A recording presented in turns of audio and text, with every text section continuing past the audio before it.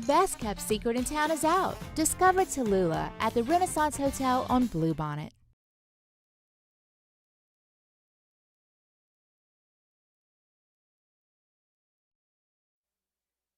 This is SportsCenter. I'm Christine Lisi. Breaking news, Michigan football coach Jim Harbaugh will accept a 3-game suspension from the Big Ten, and the conference will end its investigation into a sign-stealing scheme as part of an agreement to resolve the school's lawsuit against the league. Week 11 of the NFL season starts off with a bang tonight. AFC North showdown, Baltimore-Cincinnati. Ravens first in the AFC North, a half game out of the top spot in the conference. They've led in all 10 of their games this season, but they've lost 3 of those matchups. And that's a concern for Freddie and Harry co-host Harry Douglas. Number one, Lamar turning the football over, their defense giving up explosive plays, and also guys taking their turns messing things up. It's not just an issue in 2023. Yeah. It's been an issue in 2021. It's been an issue in 2022. And they have to understand how to finish games, or they're not going to be able to win them. Harry Douglas on Get Up. Major League Baseball owners voted today to allow the A's to move to Las Vegas. The A's lease with the Oakland Coliseum expires after the 2024 season. Team has yet to solidify plans where they'll play before the Vegas Stadium is ready to open in 2028. Think O'Reilly Auto Parts for all your car care needs. They're close, convenient, and have the parts you need fast, along with excellent customer service from professional parts people you can trust. Stop by your local O'Reilly Auto Parts today or visit O'ReillyAuto.com. Matt Moscona. I'm very important. After further review. Say it one more time. After further review with Matt Moscona. And here we go. Live from the Mercedes-Benz of Baton Rouge Studios. That's right.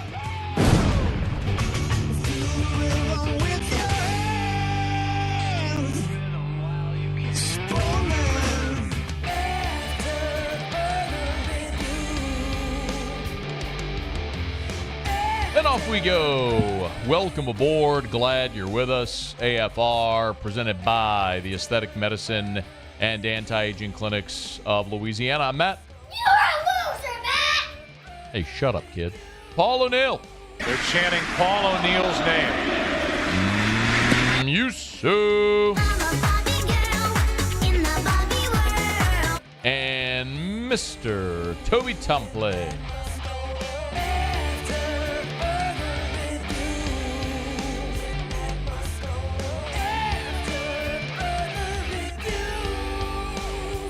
All right, we're here to let you are as well get out there and make it a good one. Ross Dellenger, 1 hour from right now.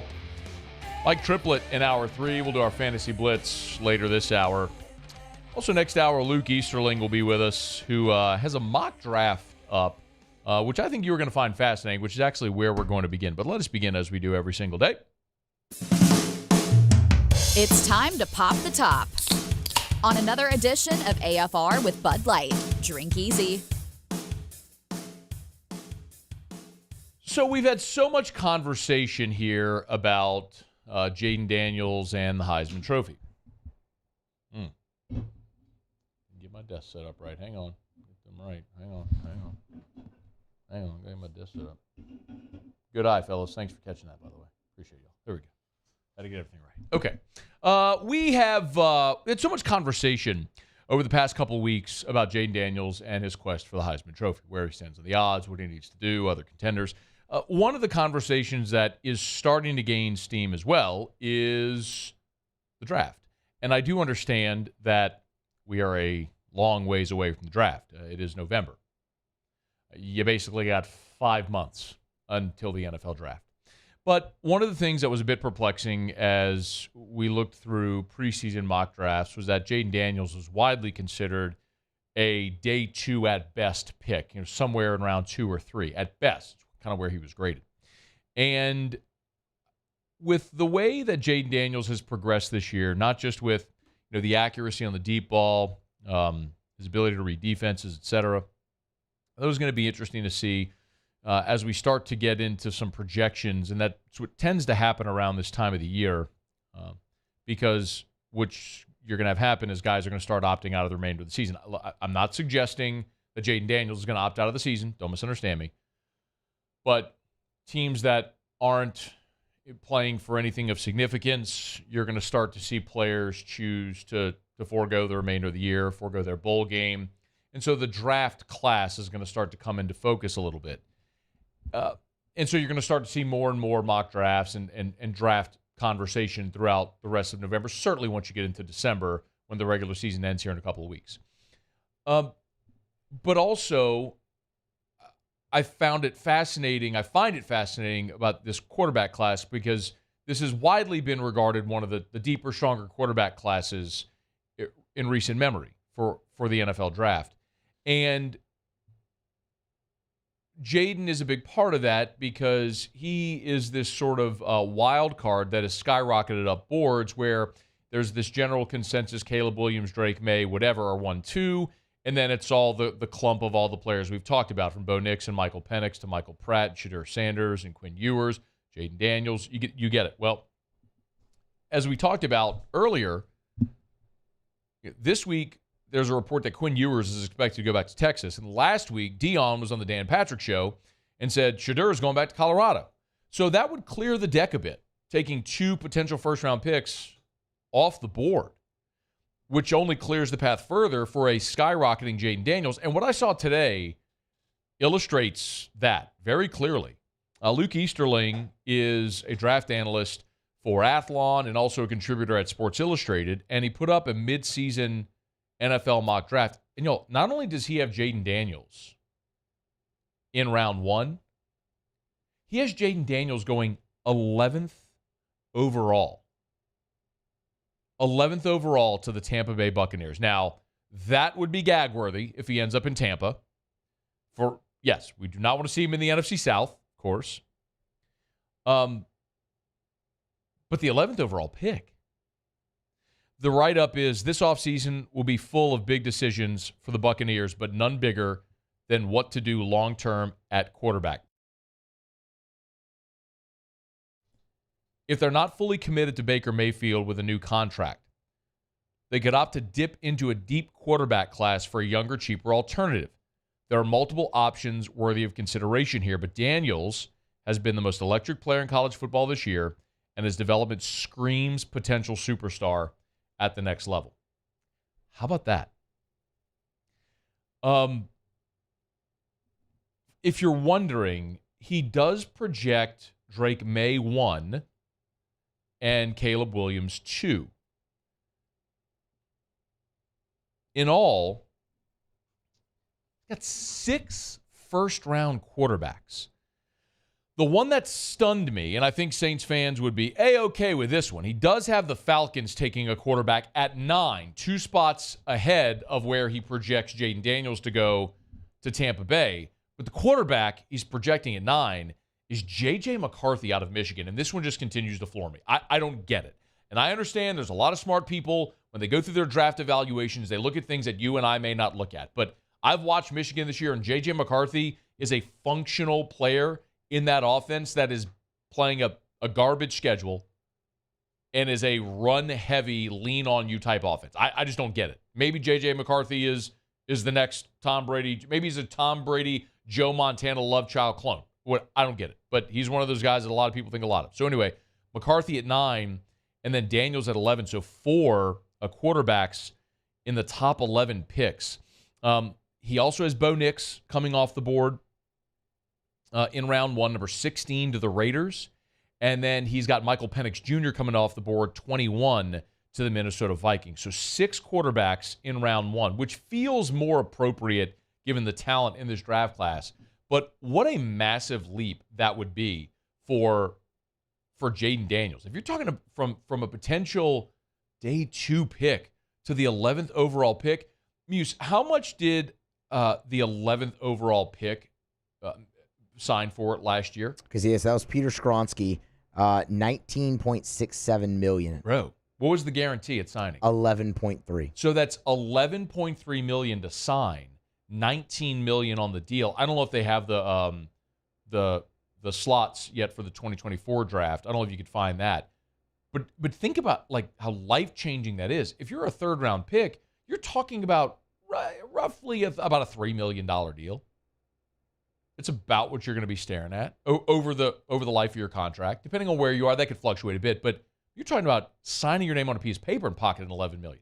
Now you got taxes and you got agent fees and all that stuff, but you've changed your life. I mean, Jaden Daniels' decision to come back to school has already proven to be life-altering. So congrats to him, man. And it was also interesting because before the start of the season, when we were looking at mock drafts, and again, this is just one man's opinion. It's just one man's opinion, but it does illustrate some thought about where Jaden Daniels is, and wherever he may fall in round one is irrelevant. But if you're talking about going from a potential day 2 pick to being projected here 11th overall, it's a stunning leap. Before the season started, when we looked at mock drafts, there was really only one player, sometimes two, but one that was pretty consistently in everybody's first round, and that was Mason Smith. He's obviously not in this first round mock draft. Malik Neighbors popped up in a lot of them preseason, and you would expect he'd stay there, and he is. They're projecting SI here. Luke Easterling's projecting Malik Neighbors number 22 overall to the Dallas Cowboys. And by the way, they have Neighbors at 22 to Dallas is the 4th receiver taken. But the really good news is Brian Thomas Jr. has clearly caught a lot of people's eyes. And he is projected also as a first-round pick with the last pick of round 1, number 32 overall, to the Philadelphia Eagles. It's funny, though, that the write-up, they have the team name and then their team needs. But the team needs, he writes, is anything but another Georgia Bulldog, which I can appreciate his levity. But if you remember, I mean, Philadelphia, back in the 2020 draft, passed on Justin Jefferson and took a receiver. Jets, of course, went to Minnesota. In this instance, if this happens, Philly would be taking the number 2 wide receiver from another record-setting LSU offense. See if they don't repeat the same mistake. But, man, those 3 players, Jaden, Malik, Brian Thomas, have been awesome this year. And if it plays out that way in the draft, that all 3 end up being first-round picks, they would certainly be rewarded for their great efforts this year. It's great to see Jaden skyrocketing upwards. Okay, it's after further review. We're glad to have you aboard with us here. By the way, Luke Easterling, who put together this mock draft, is going to be with us an hour from now. I want to get just a scout's perspective on Jaden Daniels and how it may look and how many quarterback-needy teams there are and all that sort of stuff. So we'll delve into that. We're brought to you by Traction, TractionSports.com, TractionSports.com. I was chatting with Eddie over at Traction earlier today. By the way, this is news that became public yesterday. Traction announced a partnership with Our Lady of the Lake. OLOL bought a 40% interest in Traction. So Our Lady of the Lake and Traction are now partnered. So congrats to Mac Chiuili, of course, Ryan Terrio, Eddie Parfait, all of our friends over at Traction. They've been an incredible resource in our community for so long now, and that partnership with Our Lady of the Lake is awesome. So I'm pumped for them. But the thing that really got to stress today, I wanted to remind you about, is with the holidays coming up, you got the Traction Holiday Camp. So next week is Thanksgiving. If your son or daughter is off of school next week and you need somewhere to go, there's a few spots left in the baseball camp, which is ages 5 to 12. And then the Traction Speed Camp is 9 and over. And they do have some spots left for the speed camps, and that includes high school kids as well. That's 9 to noon. The speed camp, Monday to Wednesday, 9 to noon. The baseball camp, Monday to Wednesday, ages 5 to 12. And it's full and half-day options. So you can learn more at TractionSports.com, TractionSports.com. Sign up your son or daughter for the Traction Holiday Baseball or Speed Camps right now. Do it. They're next week. So get on this now while there's still some spots open. TractionSports.com. Traction, where champions are made. Russ Mitchell just called me. Like, he is so thrown off by the time change. So Russ lives in Arizona, and half the year they're on Mountain Time, and half the year they're in the Pacific Time Zone. So like yesterday, we were getting ready to do the show, and Russ was like, "Send me the link. Send me the link. Send me the link." It was 4:15. Send me the link. I'm like, Russ, we're not calling you for another hour, bro. And now he's like, what? It's an hour difference, though, man. I mean, like one way or the other. Well, I guess within the Pacific, it's 2, but I mean, plus you were just here last week. You were just on the show. You were here. Yeah. Look at your clock, bro. Unbelievable. Did that the year I lived in South Bend. South Bend didn't change time. So half the year we were on the Eastern Time Zone, half the year we're on the Central Time Zone. That sucked. That's a pretty miserable. Like, if you live in a place where you don't change times, like I'm okay if we just uniformly go to daylight savings time year-round, which I know is supposed to happen anyway, but not changing, so spending half the year in one time zone, half the year in the other, it messes you up. That's interesting, though, because it's the same premise in a way. It's 1 hour difference. Like we move the clocks 1 hour for daylight savings. You're kind of doing the same thing there with Eastern and Central, right? I mean, it's 1 hour. But you stay on Central the whole time when you're here. I guess that's what fair. you're missing. Yeah, so that's fair. If you just don't change your clock, that's true. Half the year you're East, half the year you're Central. So that's what he's doing in Arizona. Half the year he's Pacific, half the year he's Mountain. So he thinks right now it's 2:15 Central. Yeah. Because he didn't change his clock, and we did. So that's why he's calling me and texting me right now. He's like, fraud, pick up your phone. No, I'm stupid fraud thing. That's a long story. I'll have to explain the fraud story one day. Russ and I yell fraud at each other all the time. It dates back to 2013, the Johnny Manziel scandal. Anyway, all right, I'll tell that story one day. Remind me and I'll do it. All right, it's after further review. Let's knock out a quick break. Stay here. AFR. Hey, there's always great stuff going on over at the Watermark and the Renaissance Hotel. Remember, the Renaissance is the home for LSU football the Friday before every single home game. So this Friday, the LSU football team is going to be at the Renaissance Hotel. Not just the team, the entire program, team, coaches, staff, everybody. But also Friday at the Renaissance, they have an Anna Dean pop-up shop from 3 to 8 p.m. and then again on Saturday from 9 to noon. So we're getting near the holidays. Great time. You're starting to do some gift shopping. You want to check it out at the Renaissance Hotel this Friday and Saturday. Look, a lot of people, I get it, right? I mean, the LSU football team's over at the Renaissance on Friday.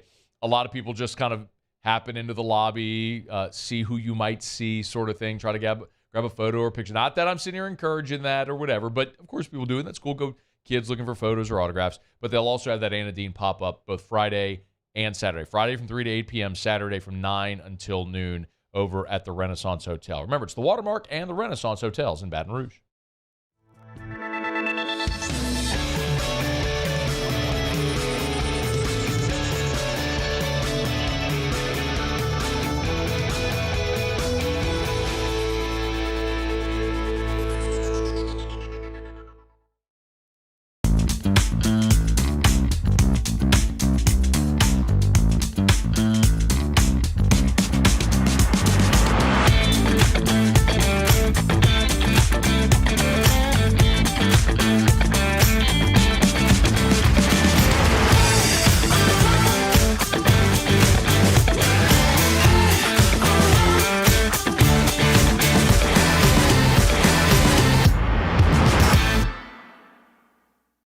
The world's leaders in obesity research, obesity medicine, and obesity science are right here. We're doing something that no one's ever done or trying to answer a question that no one's ever asked before. Pennington is a real jewel when it comes to research. We are finding the solutions to the world's worst chronic disease, which is obesity. Louisiana needs Pennington Biomedical. Electricity is all around us, and our families depend on it. Every day is sparked by the power of a cold drink or a warm meal, a movie night, and a comforting light at the end of a dark hallway. From sunrise to sunset, playtime to bedtime, our team is ready to take care of your electrical needs, even in the case of an after-hours emergency. The light in your life shines brighter with Mr. Electric. I've been doing business with Luba for 25 years. They're dependable, trustworthy. It's just the attention to detail with our clients. Our folks have years and years of experience. They're highly trained professionals, but many companies have that asset. What I'd like to think makes Luba a bit different is that we use those talents in a way that truly is dedicated to serving the needs of the folks who depend on us. Dylan Cruz here to tell you about Six Rings Baseball and Softball Camp. If you live on the North Shore and play ball, go to Six Rings Camps with former LSU assistant coach Dan Canaveri. His knowledge is second to none, and your child will improve and have fun doing it. Camps were held at Coquille Park and Six Rings Academy in Covington with 4 sessions over the summer. Full day and morning only sessions are available from ages 7 to 13. Go to sixringsbaseball.com or call 985-206-9096. Learn the game to love the game. At Relief Windows, we're more than windows. We're windows, doors, hardy plank, and vinyl siding. But our #1 product is always customer satisfaction.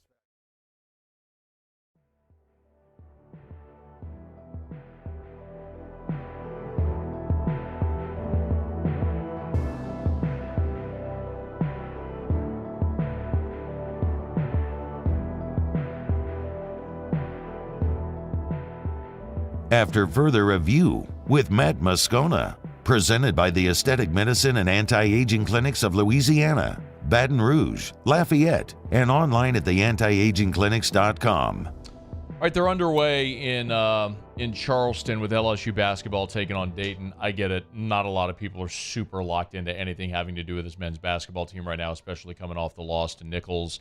I'll just keep you up to date. Dayton hit a 3 to start the game. LSU just got a bucket as well from Carlos Stewart. It's 3-2. Again, they're not even a minute into the game. We'll keep you posted as it moves throughout there with LSU and Dayton from the Charleston Classic as LSU basketball team tries to get back on the right track after a massively disappointing loss last Friday at home to Nichols. All right, it's after further review. Glad you're with us. Ross Dellenger will be here in 40 minutes.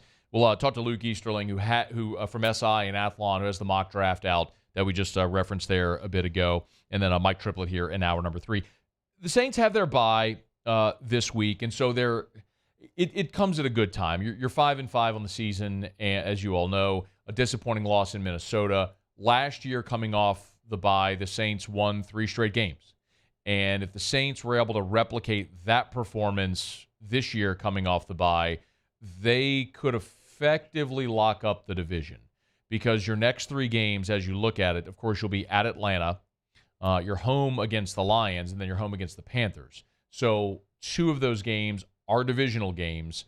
And yes, you have another one against the Bucs and the Falcons down the line in weeks 17 and 18. But it's hard to imagine if you're able to put together a winning streak like you did a year ago coming off the bye that anybody would catch you.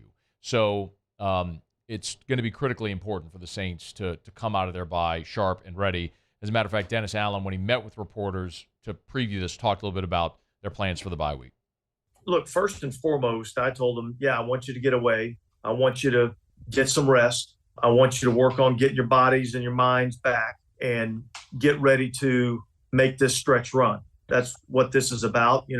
We did the same thing last year and, finished off winning 3 out of our last 4. And so we've got to kind of, hit the reset button just a little bit and, come back from the bye and be ready to go, for this stretch run. Of course, we know the Saints offense has just been very disappointing.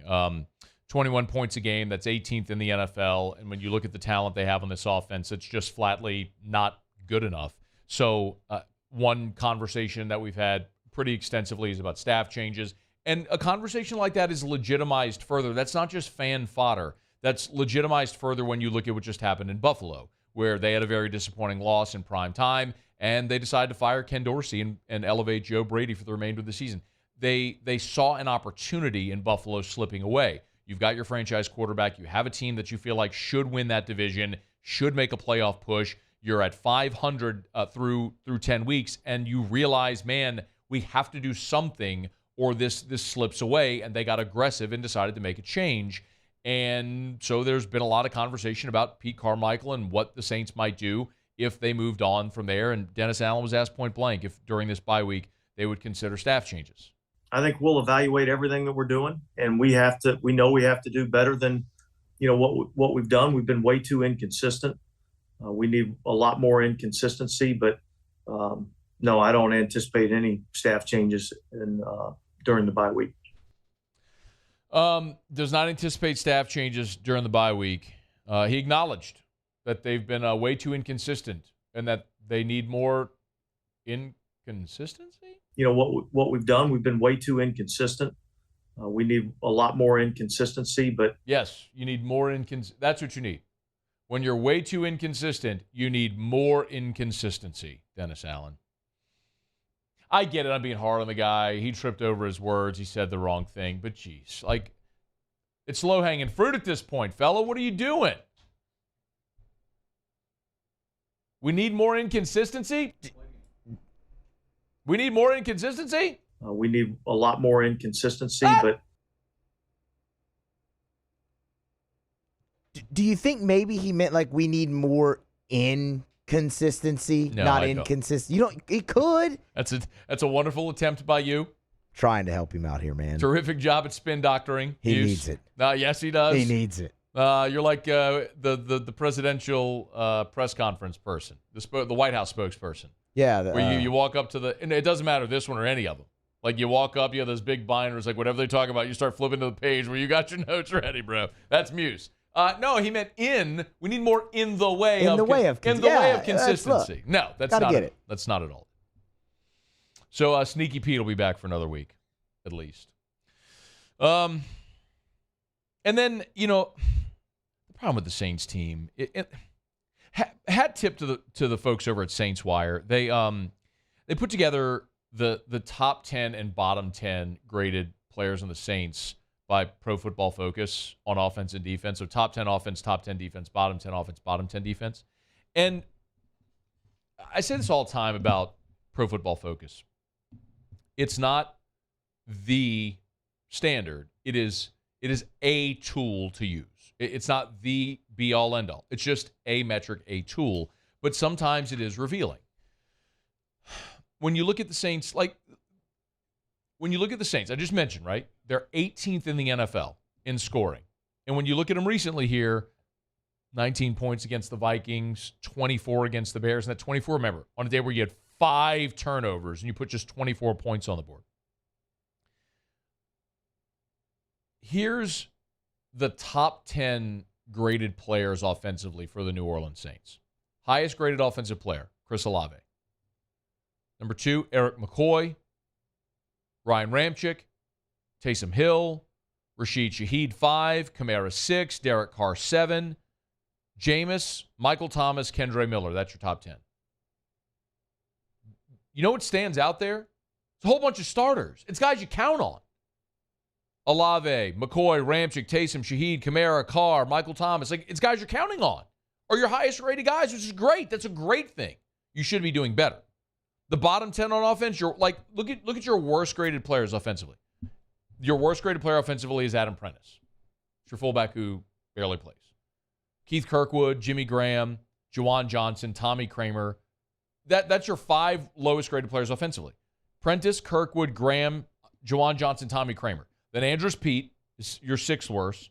Jamal Williams, Nick Saldiveri, Max Garcia, and then Trevor Penning. So a lot of those rotational linemen that haven't played well, Saldiveri, Garcia, Penning, obviously. But you've got of that whole list of the worst 10 players in your offense, Andrus Peat's the only starter. I guess Juwan Johnson. And then Pete wasn't even a starter to begin the season. And now he's playing out of position. So my point is, your offense should be producing way more than they are, but it speaks to what we talk about. They're great at gobbling up yards and moving the football, and they bog down in the red zone. They're good defensively. Who do you think, Muse, who do you think is the highest graded defensive player for the Saints so far this year? It should be pretty easy. Yeah, I'm going to go with Demario Davis. He's number 2. Number 1 would be Paulson Adebo. Yes. It's going to be neither or. Davis leads in tackles. He's awesome, but Adebo's had an amazing year. Adebo 1, Davis 2. Ugo Amadi, Isaac Yiadom, Carl Granderson 5, Cam, Malcolm Roach, Peyton Turner, although he's only played 7 snaps. Tyron, and then Tano Passanio. Your bottom 10 defensively, Kyle Phillips, who's played in 1 game, Sorensen, who's played in 2 games. Alontae Taylor surprises you because he had such a good rookie year, but he's your 3rd lowest graded player. Brian Brzee, your 4th lowest graded player defensively. Jonathan Abram, who's only played in 2 games. Marcus May, 6th. Nathan Shepard, that's disappointing. Pete Werner, 8. Foskey, 9. JT Gray, 10, who's only played 1 game. So there's a lot of disappointing on defense and some contributors with Taylor and Brzee and May, Shepard, Werner. That's disappointing, but that speaks to the issues you've had defensively, right? You have this reputation of being this great defense, but you're not. You're great in the second half, but you're bad in the first half. So you average it out to be an average defense. Can they find a way to maintain consistency or more inconsistency? We need a lot more inconsistency, but you're getting it. No, I was going to make a joke about DA being an appropriate nickname. Never mind.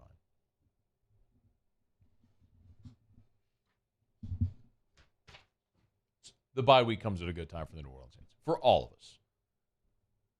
Unplug, disengage, get out of town, rest, get healthy, come back feeling better about yourself, see if you can go get on a little bit of a streak here. All right, it's at Further View. We'll talk more about that with Mike Triplett coming up in hour number 3. We're brought to you by Shawbills, Shawbills Tire and Auto Service, ShawBillsTire.com. You know where to find them with 17 locations across Louisiana. You're never far from a Shaw Bills location. And, of course, next week is Thanksgiving, 1 week from today. If you're going to be hitting the road for Thanksgiving, highly, highly, highly recommend you go check out our friends at Shaw Bills first, where they'll always offer you the Charlie's Dozen. Buy tires at Shaw Bills. Remember, with the purchase of every tire purchase, you get the Charlie's Dozen over at Shaw Bills. You go to ShawBillsTire.com. Charlie's Dozen, a dozen benefits extended to you and every car in your family for the life of those tires whenever you buy your tires at Shaw Bills. Go to ShawBillsTire.com to learn more. ShawBillsTire.com. Of course, name brand tires at wholesale prices. ShawBillsTire.com. Shaw Bills, where we keep you rolling. All right, it's at further review. We will get to our fantasy blitz with Darin Tietgen in about 15 minutes. We'll go around the SEC. Former Tiger was convicted of a pretty serious crime today and is looking at pretty serious jail time ahead as well. We'll get to that and Ross Dellenger in 30 minutes from right now. Stick around. It's AFR. AFR. Y'all, next week is the Poinsettia Open House over at Clegg's Nursery. They have switched gears and are full on into Christmas decorating mode. So I get it. Thanksgiving is a week from today. Most of you don't start decorating for Christmas until after Thanksgiving. If that's you, that's cool. Respect. But it's still a great time to get by Clegg's Nursery. They've already got the poinsettias there that have arrived. Remember, the Poinsettia Open House is next week. It's after Thanksgiving, so it's next weekend. We'll tell you more, but they're already starting to get a good selection of them in. And, of course, they got all of your Christmas decor. So get on by and see our friends at Clegg's Nursery with any of the 4 locations. Siegen near Airline, LA 16 in Denham, Mid-City on Donmore, and the Garden Center on Greenwell Springs. If you want those beautiful poinsettias, if you want Christmas decorations for around the house or outdoors, beautiful tuned wind chimes, they got them. And, of course, they're partnered with True Value Hardware Store. It's Clegg's Nursery. Buy local, shop local for more than 60 years. Clegg's Nursery. When it comes to ending cancer, we push forward, always working together for you. That's why our cancer experts at Ochsner have clinically integrated with MD Anderson Cancer Center. This means advanced cancer care, including access to life-saving clinical trials and integrating care to treat the whole you. Introducing Ochsner MD Anderson Cancer Center. Long live you. Running Boards Marketing can help you get their attention. Imagine your brand's message on a giant LED billboard truck that can't be skipped and is nearly impossible to ignore. Running Boards Marketing is the leader in effective and affordable advertising on digital mobile billboards, which are 2 times more effective than traditional billboards. With a 97% recall rate, you'll leave a lasting impression with your customers.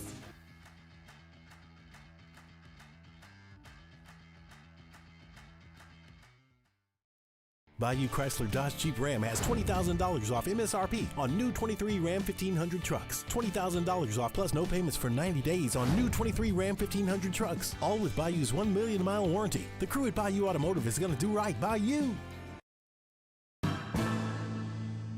His name was Cain. He had a horse along the countryside. I saw him ride. One day they found him.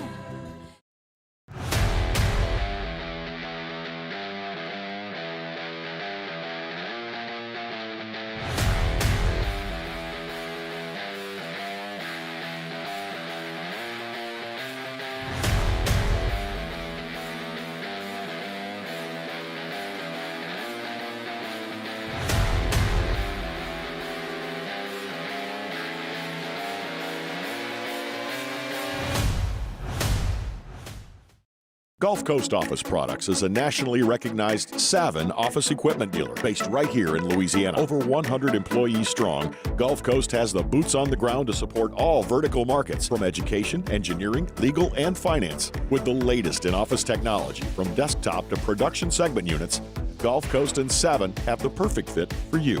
Call 225-756-2644. That's 756-2644 for Gulf Coast Office Products.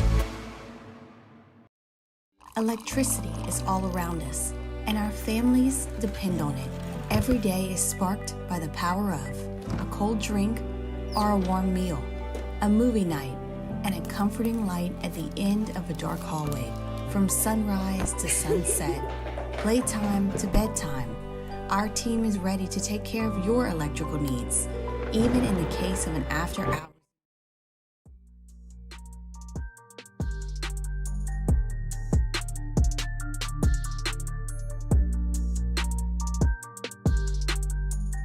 After further review with Matt Moscona, presented by the Aesthetic Medicine and Anti-Aging Clinics of Louisiana, Baton Rouge, Lafayette, and online at theantiagingclinics.com. They're at the under 12 timeout in Charleston. Dayton leading LSU 13-12. Tyrell Ward just hit a 3. So 11:34 to play in the first half. Dayton 13, LSU 12. Tigers hanging tough. Muse, I'll give you all the money in my wallet. Don't look. I'll give you all the money in my wallet if you can name the LSU starting 5. Okay, Carlos Stewart. Okay. Will Baker. Okay. Tyrell Ward. No. Ah, man, we're off to such a strong start there too. I mean, you don't have to keep going. Thank you, because I don't. The only point in this exercise is to prove that when we can't even name the starting 5, like, I don't think anybody cares about this basketball team. Is this an all-time low interest? Coming off a season where you won 2 league games and then lose to Nichols. Gotta be. Second game of the season. Yeah, gotta be. Yeah. Now, granted, it's basketball happening during football season, and interest is always low, almost non-existent at this point anyway. But losing to Nichols makes it tough. The year Ben Simmons was here, there was just the interest was palpable because he was fascinating. You knew you were going to have him for 1 year, and he was this transcendent player. And how did you even get him to bat? It was the David Patrick connection, I understand, but it's how do you even get a guy like that here? All that sort of stuff. But anyway, we'll keep you up to date. LSU trails by 1, 13-12, with 11.5 to play in the first half there at the Charleston Classic. Tigers against the Dayton Flyers. All right, it's after further review. We're glad you're hanging out with us here. Former LSU Tiger. Looks like he's going to prison. We'll get to that in just a second. Right now, we do it every day about this time. Let's go around the SEC.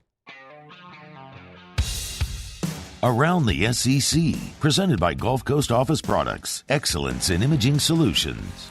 The Mississippi State Bulldogs. Well, with Zach Arnett's firing, multiple Mississippi State football players have entered the transfer portal, not wasting any time. Safety Will James, wide receivers Nakai Poole and Jacoby Belazar, and running back Simeon Price. They've all gone into the portal here in the last 24 hours. Bulldogs are 4-6 overall. They're 1-6 in SEC play. Probably not the last to hit the portal for Mississippi State with their coaching change. The Alabama Crimson Tide. Nick Saban updated status of 3 key players ahead of their Week 12 game. Wide receiver Jermaine Burton looking good for this weekend. Defenders Jalen Key and Deontay Lawson, they'll need further evaluation before they're cleared for this weekend. Burton missed Saturday's game over Kentucky with an illness, but they didn't reveal until Saturday morning that he was going to miss the game. So, Alabama against Chattanooga, the Mocs, the games we all hope to see in November. The Kentucky Wildcats. Class of 2024 interior offensive lineman Mark Nav out of Toledo has announced his commitment to Kentucky. Nav is the number 629 player in the country from On 3, the number 50 interior offensive lineman, the 25th best player in the state of Ohio. 6'5", 310-pounder, was previously committed to Ohio State, now is headed to Kentucky. The South Carolina Gamecocks. And a little basketball news here for the Gamecocks. Eli Ellis, a 4-star point guard in the class of 2025. He's committed to South Carolina. 6'1", 190-pounder. Chose the Gamecocks over Charleston, VCU, Mississippi State, Virginia Tech. He's the 99th overall prospect for the 2025 cycle, the 17th best point guard, the fourth best player in the state of North Carolina. All right, there you have it. That is Around the SEC, presented by Gulf Coast Office Products. Shout out to our guy Trey Beal and our friends Gulf Coast Office Products. You know where to find them, gcopnet.com, gcopnet.com. For Gulf Coast Office Products, face-to-face sales, service after the sale. That's what you get with our friends at Gulf Coast Office Products, gcopnet.com, the official office equipment provider of the LSU Tigers, New Orleans Saints, New Orleans Pelicans, the Raging Cajuns, and the Baton Rouge Zydeco. Man, This is one that I got to say, I don't think when I say this, you're going to be surprised, but it doesn't mean you're going to be any less disappointed. It looks like Big Baby is headed to prison. Former LSU star Glenn Big Baby Davis, you might remember the story.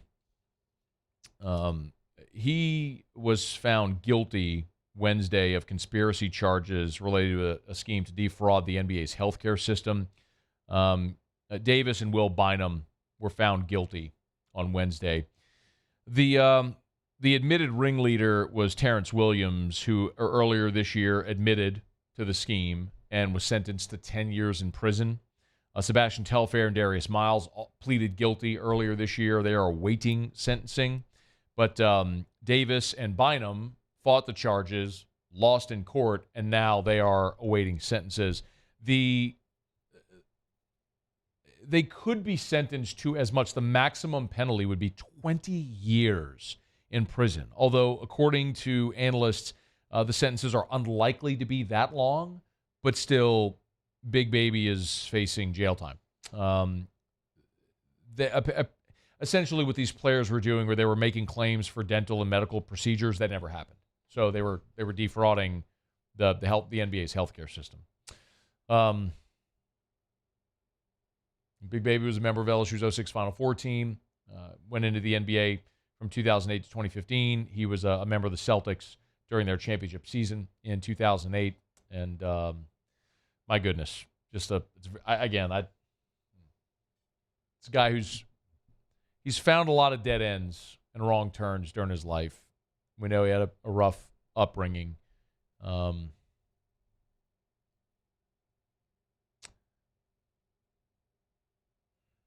I'm just trying to tread carefully, y'all. It sucks. I mean, it's a kid from Baton Rouge who was a great figure in LSU history in the 06 Final Four team, had the great nickname, the affable personality, the bigger-than-life personality, went to the NBA, but it was misstep after misstep, which cost him so many opportunities. Fighting with teammates on the bench. There was the situation in the Orlando hotel where he kind of roughed up a desk clerk. Their computer was all caught on surveillance video. After an arrest, there was the video of Big Baby on an airplane, with just stacks of cash everywhere while he was, eating his lunch and being kind of profane. And now this, man. It's just, it's unfortunate, man. It's unfortunate. I wish I had something profound to say, other than I wish it was different for Big Baby.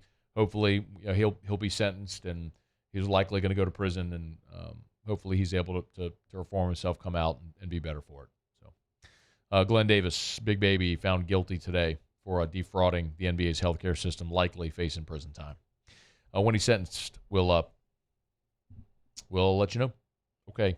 It's after further review. Our Fantasy Blitz with Darin Tietgen's coming up. Y'all know the drill. Week 10 of the NFL season, week 11 of the NFL season starts tonight. If you're going to set your fantasy football roster, which of course you will, before you set your fantasy football roster, check with our guys at whotostart.net. They give you personalized fantasy football advice. You get your question in. You can email me. You can tweet me. You can jump in Twitter. Oh, no, not Twitter. Hey, X World. You can jump in the Bayou Ford YouTube chat on the 1045 ESPN YouTube channel, or you can always text in the 225-396-4400, 396-4400, 396-4400. LSU trailing Dayton 19-17 with 17:56, so at the under 8 timeout, LSU trailing by 2. Defense playing pretty well right now as the Tigers trail Dayton by 2 at the under 8 timeout. Fantasy Blitz is next here on AFR. AFR. It has been raining like crazy the past 3 days. From the moment you wake up, really, the moment you go to bed. And I tell you all the time, whenever rain happens like that, it rains, that's when we get really busy at HUDCO. So you would imagine at HUDCO Roofing, phones have been buzzing the last 3 days. If you're having issues with your roof, think you might have issues with your roof. If you have water intrusion as a result of this rain, give us a shout. Our repair crews are ready to roll from the smallest repair job to the largest commercial roof replacement. I say it all the time. Look, we have insurance professionals on staff that can help you get your claim approved and walk you through that whole process. If you own a commercial building, a flat or metal roof, we have a silicone coating product at HUDCO for half the cost of a roof replacement that comes with a 20-year warranty. But look, on days like this, when it's raining outside and you got a leak and you need it patched and you need help, we can help. HUDCO Roofing and HUDCOroofing.com. Do business with someone you know. That's HUDCO Roofing and HUDCOroofing.com. Dylan Cruz here to tell you about Six Rings Baseball and Softball Camp. If you live on the North Shore and play ball, go to Six Rings Camps with former LSU assistant coach Dan Canaveri. His knowledge is second to none, and your child will improve and have fun doing it. Camps were held at Coquille Park and Six Rings Academy in Covington with 4 sessions over the summer. Full day and morning only sessions are available from ages 7 to 13. Go to sixringsbaseball.com or call 985-206-9096. Learn the game to love the game.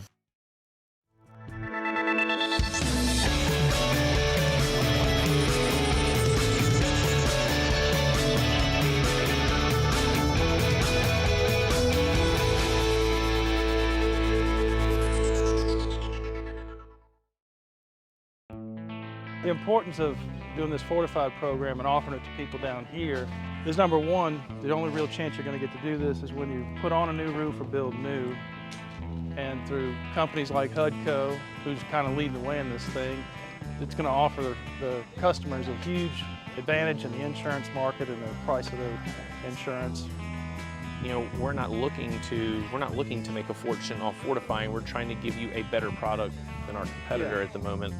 I'm trying to do something that he can. I'm trying to give you something better. So a lot of these insurance shops, you're getting a re-roof, you're only paying your deductible. Let's sit down and talk about the fortified and let's see what it does to your insurance premium. You're getting a steal. Yeah. You're getting a brand new roof and a fortified certificate for your deductible, essentially. And I think we're rocking and rolling.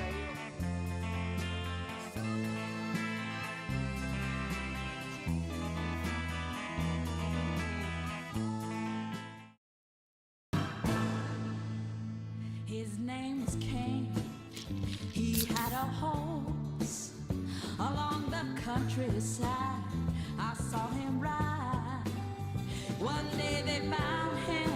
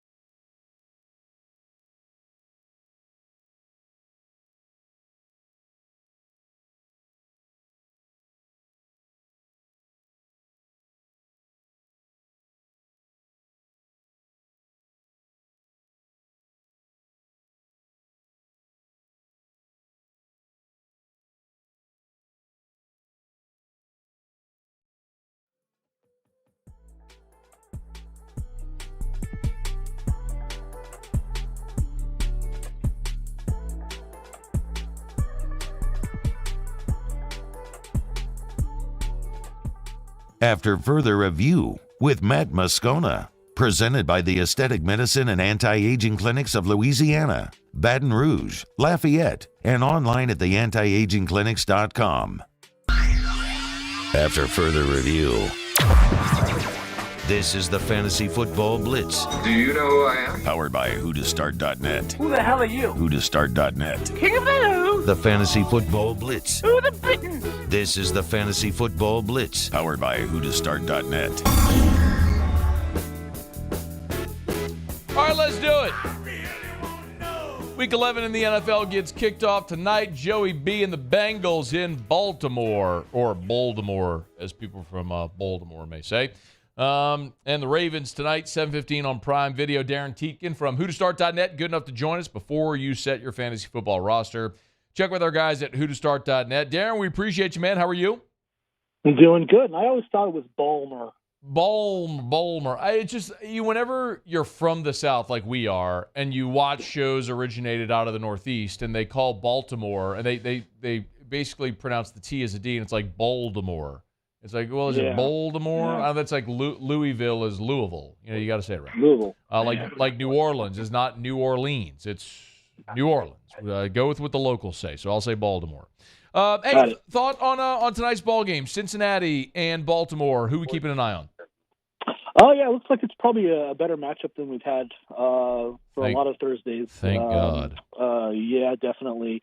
Looking at a guy like Keaton Mitchell, he's just an explosive play waiting to happen. It looks like T. Higgins is out again, so we'll be looking to see what other wide receivers step up for the Bengals. Falcons, Colts, Pats, Saints, all on bye for fantasy owners looking for sleepers for their teams on bye. Who are we keeping an eye on? Yeah, if you need a running back, I'm looking to Jerick McKinnon. Andy Reid seems to make a lot of adjustments that are beneficial for fantasy owners moving forward past the bye week. So expect Jerick McKinnon to start to get a little bit more involved in the passing game, especially. Did the same thing last year, went on a stretch of an incredible run there towards the end of the season with a bunch of receptions and a bunch of receiving touchdowns. So there's a running back for you. And then wide receiver-wise, we like Jaden Reed from the Packers. He's starting to kind of emerge as Jordan Love's go-to guy there. Initially, we thought it was going to be Christian Watson. Then it looked like maybe Romeo Doubs, but now it looks like Jaden Reed, and he has a good matchup against the Chargers. All right, get your questions in.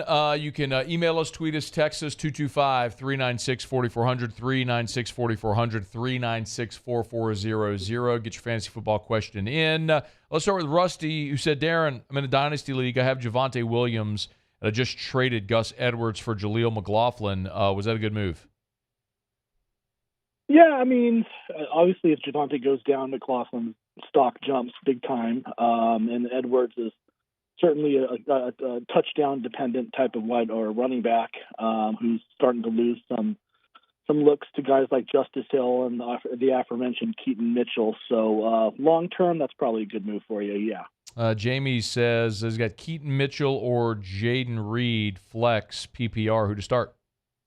Hey, how about that? That's two of our sleepers. Flex-wise, man, if you're in a PPR format, it's hard to go away from the wide receiver, but Keaton Mitchell, like I said, is a big play waiting to happen. Honestly, it's kind of a coin flip. I'll go with Reed, though, just barely, though. George Pickens or Brandon Cooks, who to start?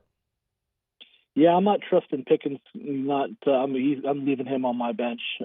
Cooks obviously hot with Dak Prescott playing a lot better. I think you're going to go with Cooks there. Lee says, who to start this week, Joe Burrow or Sam Howell? Hard to bench Sam Howell with how he's been looking lately.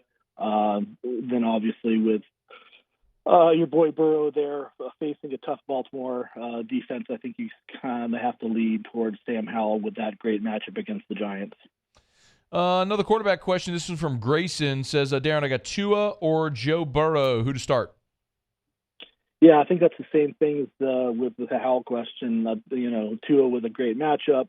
Joe Burrow with not a great matchup. Obviously, with Joe missing T. Higgins, he's going to be without one of his weapons. So I think you go Tua there. You get a couple more in here. Lenson says, who to start? 10-team PPR flex. He's got A-Chain, Christian Kirk, or Jerome Ford. Yeah, hard to bench Kirk right now. He's been playing well. Love the matchup against Tennessee. Look for Trevor Lawrence to look his way quite often. So I think you go Kirk there. All right, Patrick has a who to sit. He's got three players here. He needs two of them. He's got Jacoby Myers, Mark Andrews, and Devontae Adams. So who you sitting out of those three? Yeah, you're not gonna play both of your Vegas wide receivers. So I think you're gonna sit Myers there. Just Adams is getting fed the ball last week, and I'm expecting more of the same this week. So I think you're sitting Jacoby Myers. It's our Fantasy Blitz, who2start.net. Make sure you get to the website, who2start.net. Get personalized fantasy football advice. Mike says, sit or start Gus Edwards. I think he's a start. Cincinnati can be run on. Obviously, like I said earlier, he's certainly touchdown dependent, but if there's going to be a goal line carry, it's either going to be him or Lamar. So I think you go Edwards as a good play tonight. Here's one from John. PPR flex needs help. He says got the running back Chandler or wide receiver Hollywood Brown. I think you go with Brown there. I want to see what Chandler does, given the bulk of the carries for Minnesota. Right now, we know what Hollywood Brown is, especially with Kyler Murray at the helm. So I think you go you go with Brown there. All right, last one is from Jordan, who said, who to start, Joe Burrow or Jared Goff?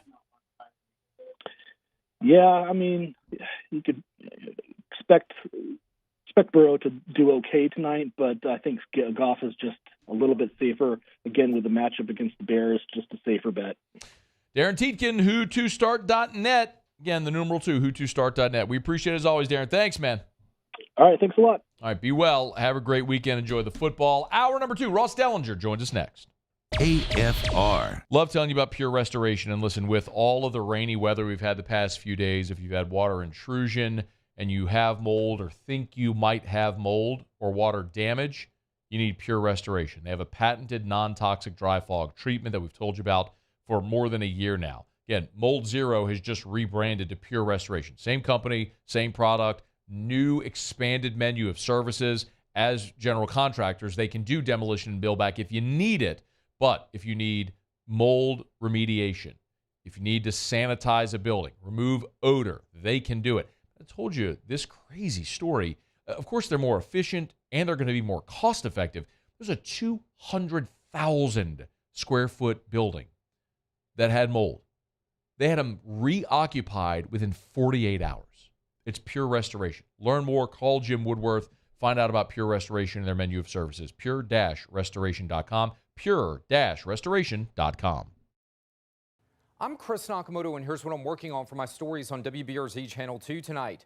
More than a year and a half after a raid on the St. Gabriel Police Department and the police chief's house, the criminal investigation is closing in on him and could result in criminal charges this week. When the raids took place in the summer of 2022, sources told the investigative unit that they were looking for money that went missing in a high-profile murder case.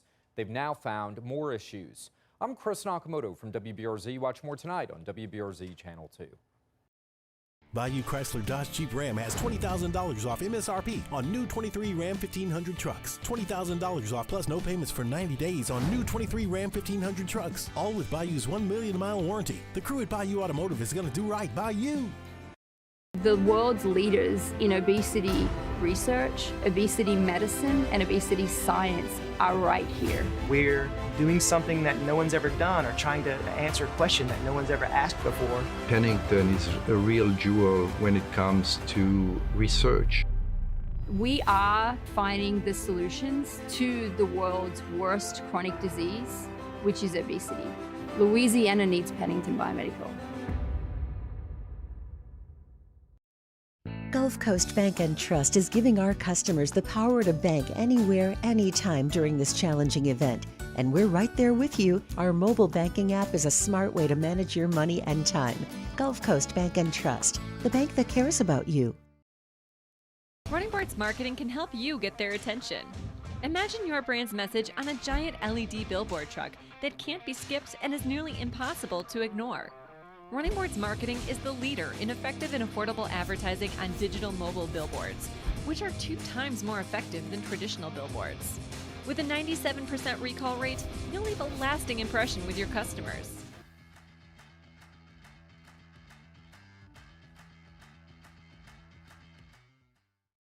Gulf Coast Office Products is a nationally recognized Savin office equipment dealer based right here in Louisiana. Over 100 employees strong, Gulf Coast has the boots on the ground to support all vertical markets from education, engineering, legal, and finance. With the latest in office technology from desktop to production segment units, Gulf Coast and Savin have the perfect fit for you. Call 225-756-2644. That's 756-2644 for Gulf Coast Office Products. Electricity is all around us, and our families depend on it. Every day is sparked by the power of a cold drink or a warm meal, a movie night, and a comforting light at the end of a dark hallway. From sunrise to sunset, playtime to bedtime, our team is ready to take care of your electrical needs, even in the case of an after-hours emergency. The light in your life shines brighter with Mr. Electric.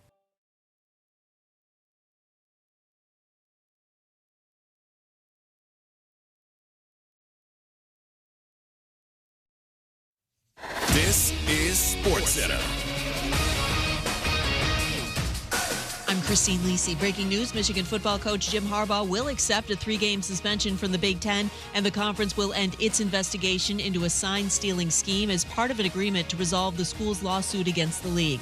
Not a bad way for the NFL week to begin. AFC North leading Ravens hosting the Bengals tonight. Considering they're last in the division, a game and a half back of the Ravens, this is a must-win for the Bengals tonight in terms of their playoff chances, believes unsportsmanlike co-host Chris Canty. If y'all lose tonight, it's a wrap.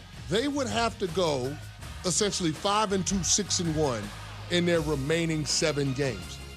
I'm not saying that Joe Burrow can't do it. What I am saying is it's highly unlikely given the division that he plays in, given the schedule that they have, and that's relative to other teams that are in the wild card mix. Our Chris Canty, Cincinnati currently 8th in the AFC. Today, baseball owners voted to allow the A's to move to Las Vegas. The A's will remain at the Oakland Coliseum next season, the last year of their lease. Plans are to open the new ballpark in Vegas in 2028. Home, auto, prized sports memorabilia. Whatever you need to protect, Geico can help get you covered. And with the award-winning Geico mobile app, you can get 24/7 claim support and on-the-go policy access. It's easy to Geico. Go to geico.com today. Matt Moscona. I'm very important. After further review. Say it one more time. After further review with Matt Moscona. And here we go. Live from the Mercedes-Benz of Baton Rouge Studios. Let's ride.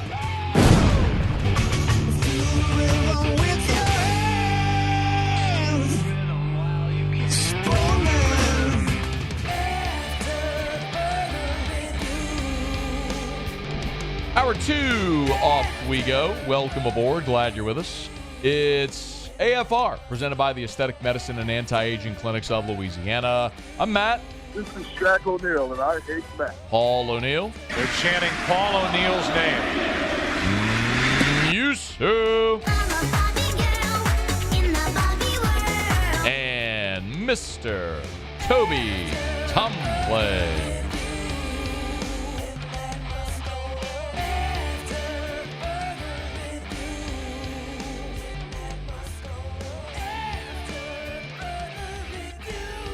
All right, we're here. Glad you are as well. Get out there and make it a good one. LSU playing Georgia State this week. Normally we would do an opposing media segment. We spoke to Coach Sean Elliott yesterday, so we're not going to dive any deeper into Georgia State. But we will talk with Luke Easterling coming up in about 15 minutes. Got an interesting mock draft out where Jaden Daniels going number 11 overall. We'll get to that. Big news around the world of college football. It was a good time to call our buddy Ross Dellenger over at Yahoo Sports, on Twitter at Ross Dellenger. Delly, thanks for the time, man. How are you? Good, man. How you doing? I'm well. I know you're busy, so thank you for the time. The latest with the Jim Harbaugh thing, so Jim accepts the suspension of 3 games. He won't speak at a hearing or anything like that. How did they come to this conclusion?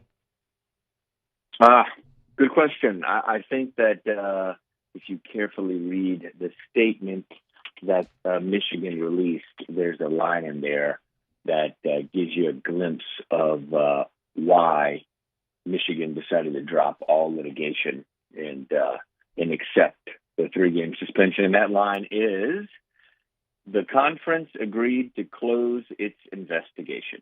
So the Big Ten, which was not necessarily doing its own investigation per se. They were working with the NCAA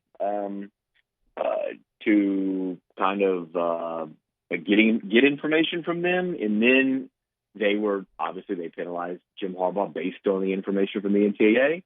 So I think there probably was a compromise to avoid a legal battle, and that was, hey, we'll accept a 3-game suspension as long as it's only 3 games and you close your investigation.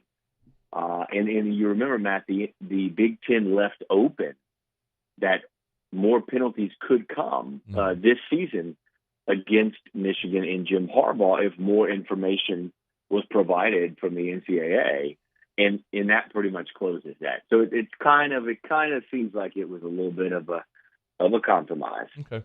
Is the NCAA investigation, however, is still open. Ross, could there be more penalties for Harbaugh or Michigan, or will this satisfy the NCAA? Well, no, I think there definitely could be and probably will be more from the NCAA after it completes its investigation. And it's very active. Yes, it's very much ongoing. Michigan, I think, wrote that in its statement that it continues to work with the NCAA. And the NCAA's investigation will not end until investigators are able to talk to Michigan coaches, specifically one Jim Harbaugh. And Michigan is in the middle of the season, a potentially championship season. And guess what? Coaches are quite busy, and they're too busy, as it turns out, to speak to NCAA investigators. So no full-time on-field coaches, from what I understand, have spoken to the NCAA. So until that happens, there won't be a close in the investigation. And there's other things going on with the NCAA investigation as well. But these things normally, like the investigation portion of an NCAA case, normally last, I think an investigator told me something like 3 to 6 months is the investigation portion. But as you know, right, based on the basketball case there at LSU, it can last years. Yeah, it sure can. There's a lot of ground I want to cover. The Pac-2 had some movement this week as well. Oregon State, Washington State won what I presume, outside looking in, Ross, is a huge court ruling that they basically get to run the Pac-12 as a 2-member league. I would assume this is really significant, yes, or are there more hurdles for them to clear? Well, there are more hurdles. One of them was filed today. The departing Pac-12 schools, who the Oregon State and Washington State, the remaining Pac-12 schools, are suing for control of the league and of its assets, which this year, $400 million worth of assets. It includes TV distribution and such that are distributed out to teams. So those two, Oregon State and Washington, are suing the departing 10 for control, and they got control, as you mentioned, in a court case, but there's an appeal. And so the departing schools are appealing, and until that appeal is heard and resolved, for now, the temporary restraining order that the judge put in a couple months ago stands. It continues, is extended until the appeal process is over. And that restraining order prevents the board from meeting at all unless there is unanimous consent on issues. Then they can pass issues based on unanimity. But I think the ruling a couple days ago, what you might see in the coming days, is I think the ruling will get the parties back to the settlement table. And there's a that ruling a couple days ago, although it was from a Washington State graduate of a judge who made that ruling in the state of Washington. What, like 15 very nearby minutes? To Pullman. Yeah, it was like 15 minutes from campus. Yeah, so there is some bias there, but that ruling does give you a glimpse on who would probably win the case. And I think the other party, I think all parties probably maybe that ruling gives them a nudge to come together again to try to talk kind of a settlement. And it's all over money, of course, right? There's $400 million this year at stake. Usually that's distributed $35 to $40 million each to each school. But, Oregon State and Washington State have to worry about their future. The other schools don't. They're going to a different conference. Oregon State and Washington State has to worry about their future as it pertains to legal battles and litigation that the Pac-12 is mentioned in. Future schedules they've got to put together. TV deals. Now they don't have one. I mean, there's a lot rebuilding the league, right? That we reported around some this morning with a merger with the Mountain West potential. So there's a lot of issues they have to worry about. So they'll be keeping, I'd imagine if they do get control after an appeals ruling, they'll be keeping some of that money. They could keep. So the 35 or 40 million that each school should get as a distribution, those two schools are going to get all of it? Well, if the appeal rules in their favor, that's so good. They get control of that money. But here's the thing: in the ruling from the judge 2 days ago, he made clear that this was a a limited type of preliminary injunction. He made clear that the two schools, Oregon State and Washington State, should treat fairly their departing 10 schools. So basically, you can't keep all the money. So we'll see. We'll see what happens there. Again, I think a settlement at some point is probably coming. Okay. And they're going to partner with the Mountain West. That's great, Ross. I love G5 football. Yeah. Give me more G5 football, right? How's that working for that working for those teams in the Big 12 this year? The G5 teams playing in a terrible Big 12. How's that working for them, Ross? I'm assuming that you were really excited at my news Friday about the CFP changes to the format, eliminating an AQ spot and having 5 AQs in 7 at large. Because in the old system, the 6 AQs, yes, you were going to have a second Group of 5 champion under the current structure of the FBS with the Pac-12 collapse. You'd have a second Group of 5 champion in the playoffs. So look there, garbage. Matt, they did something for you. The commissioners must have known. No, they just know that nobody cares to watch those crappy teams. No one to guarantee them more money in another valuable spot. Friggin' G5. All these losers from friggin' Houston and Cincinnati's 1-6. The Big 12 sucks, and Cincinnati's 1-6. Kick rocks, Cincinnati. Kick rocks, G5, you losers. Anyway, Ross, who's your alma mater hiring? You follling that? You hot in the trail? A little bit, yeah. It just started. Obviously the search just started at Mississippi State. It'll go for, I would have guessed it'll go for a couple more weeks like all these searches because the targets are probably going to be, potentially playing in conference championships. I mean, I threw some names out there, right? Oh, Dan Mullen? Coast. Bringing him home? No, I did not throw. Others did, I believe. I did not throw out Dan Mullen's name. I can tell you that I would be shocked if Dan Mullen were Mississippi State's football coach. Okay. Jimmy Chadwell is an interesting name. Harry Odom out of UNLV doing great stuff. John Summerall at Troy. Jeff Lebby, offensive coordinator at Oklahoma. Willie Fritz down there at Tulane, maybe. There's just some names. Let's go. Got it. Who's A&M going to overpay? Dion? I would think that they have Belichick? learned a lesson about contracts, and they won't be replicating that contract no matter who they hire. I can't imagine. I think that I think they're going to shoot high, right? It's the top names in coaching right now. The Mike Norvells, the Dan Lannings, the Lane Kiffins, Lance Leopold at Kansas, Mike Elko. I would say they'd start there. I think Lanning has come out pretty clearly and say he doesn't want the job, but I've just kind of heard that is very much true, that he's not interested. So, and then Norvell might be coaching through December, Matt. So, by the end of it, this list might be whittled down. All right.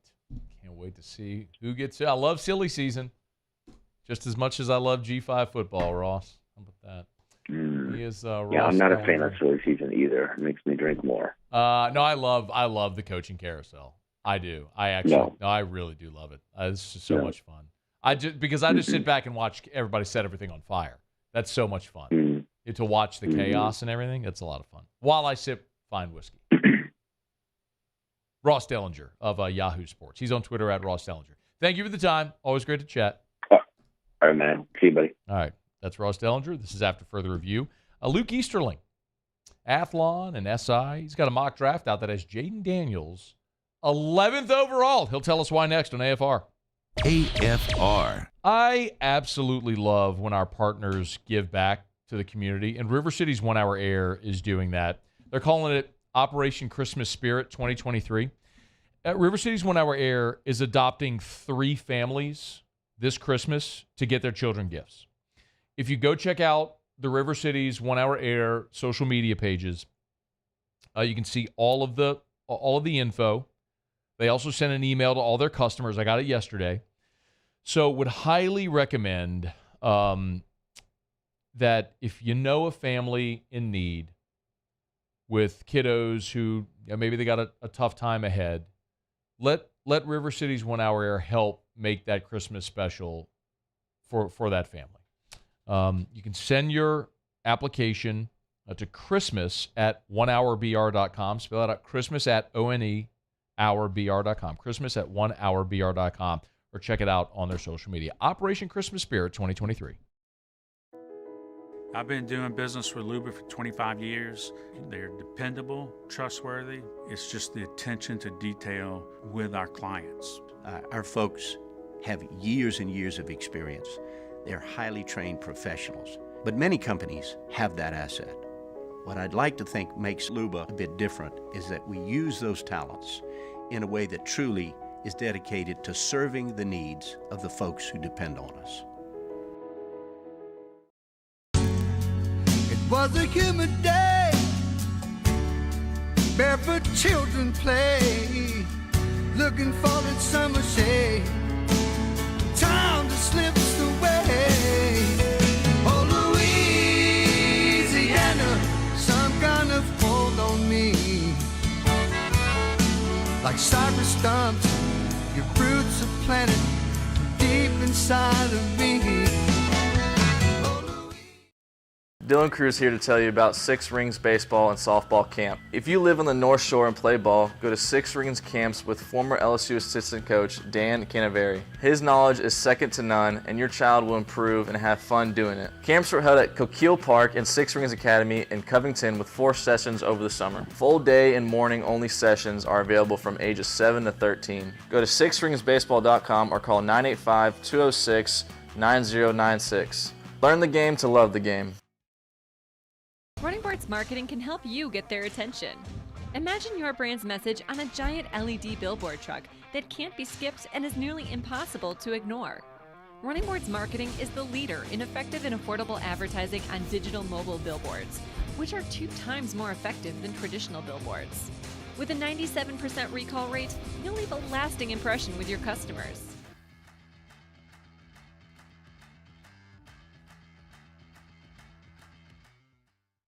Gulf Coast Office Products is a nationally recognized Savin office equipment dealer based right here in Louisiana. Over 100 employees strong, Gulf Coast has the boots on the ground to support all vertical markets, from education, engineering, legal, and finance. With the latest in office technology, from desktop to production segment units, Gulf Coast and Savin have the perfect fit for you.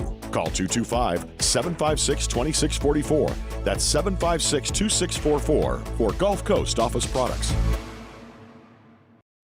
Electricity is all around us, and our families depend on it. Every day is sparked by the power of a cold drink or a warm meal, a movie night, and a comforting light at the end of a dark hallway. From sunrise to sunset, playtime to bedtime, our team is ready to take care of your electrical needs, even in the case of an after-hours emergency.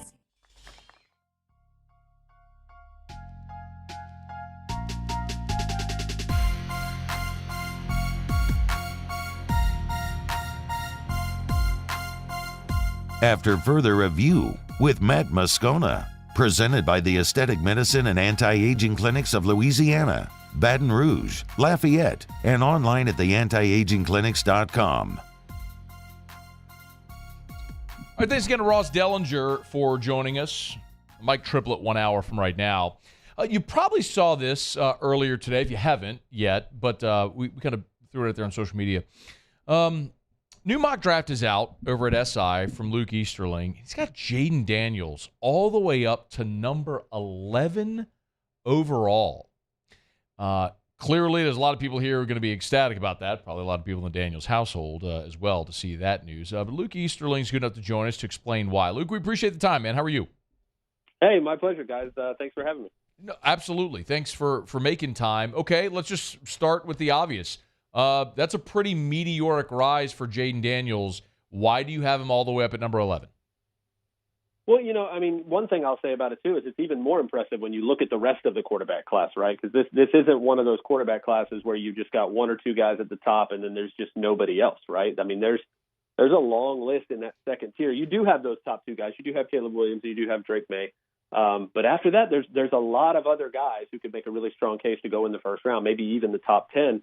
And I don't know, man. When I look at Jaden Daniels, I see a similar playing style, a similar playmaking ability, and a similar kind of advancement in his development, particularly as a passer, that we saw from Lamar Jackson in his last year at Louisville. And if you kind of look at the way they play the game, they're tall guys, but they're not big guys. They've got a little bit of a leaner frame, so there'll be some questions about his durability and ability to stay healthy at the next level.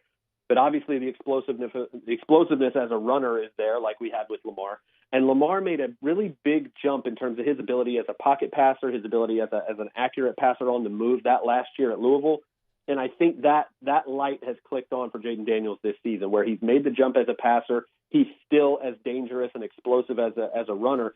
And I think one of the biggest things that people may forget with him, this is a guy who has played a ton of football at the highest level, right? 53 career starts under his belt. He started a ton at Arizona State and started early in his career, right? So he's been a starter really the whole time he's been at the college level for the most part. And when you have that going for you, when you've seen every type of game, you've seen every type of defense, you've played in multiple schools at a high level in Power 5 conferences, I feel like that entire resume and the development we've seen with him, it's not just a splash play here and there. It's not just the fact that he had such a ridiculous game against Florida. That stuff plays into it. And when you do the historic things that he has done, and when you can say, I'm the only guy to ever do X, Y, or Z, that obviously matters. But I think when you really look at the totality of his body of work, it tells me that's a guy that I'd feel comfortable taking a swing on in the top 10 as a franchise quarterback. Where did you have Jayden before this season started, just for context? I mean, I would have had him as a day 3 guy. I think he would have been a fourth round and on. Maybe at that point you're going to take a flyer on a guy because, again, you saw the athleticism and the explosiveness, the playmaking ability, and you saw some of the flashes as a passer, but the consistency wasn't there. You wanted to see the consistency from the pocket, outside the pocket, throwing on the move, in addition to the running ability. I think that's what we've seen literally on a week-to-week basis, regardless of the opponent. He has played at such a high level. And obviously the doubters will come in and they'll say, the same thing they've said about a lot of quarterbacks. He's playing with these great receivers. He's got Neighbors. He's got Thomas. He's got this talent around him.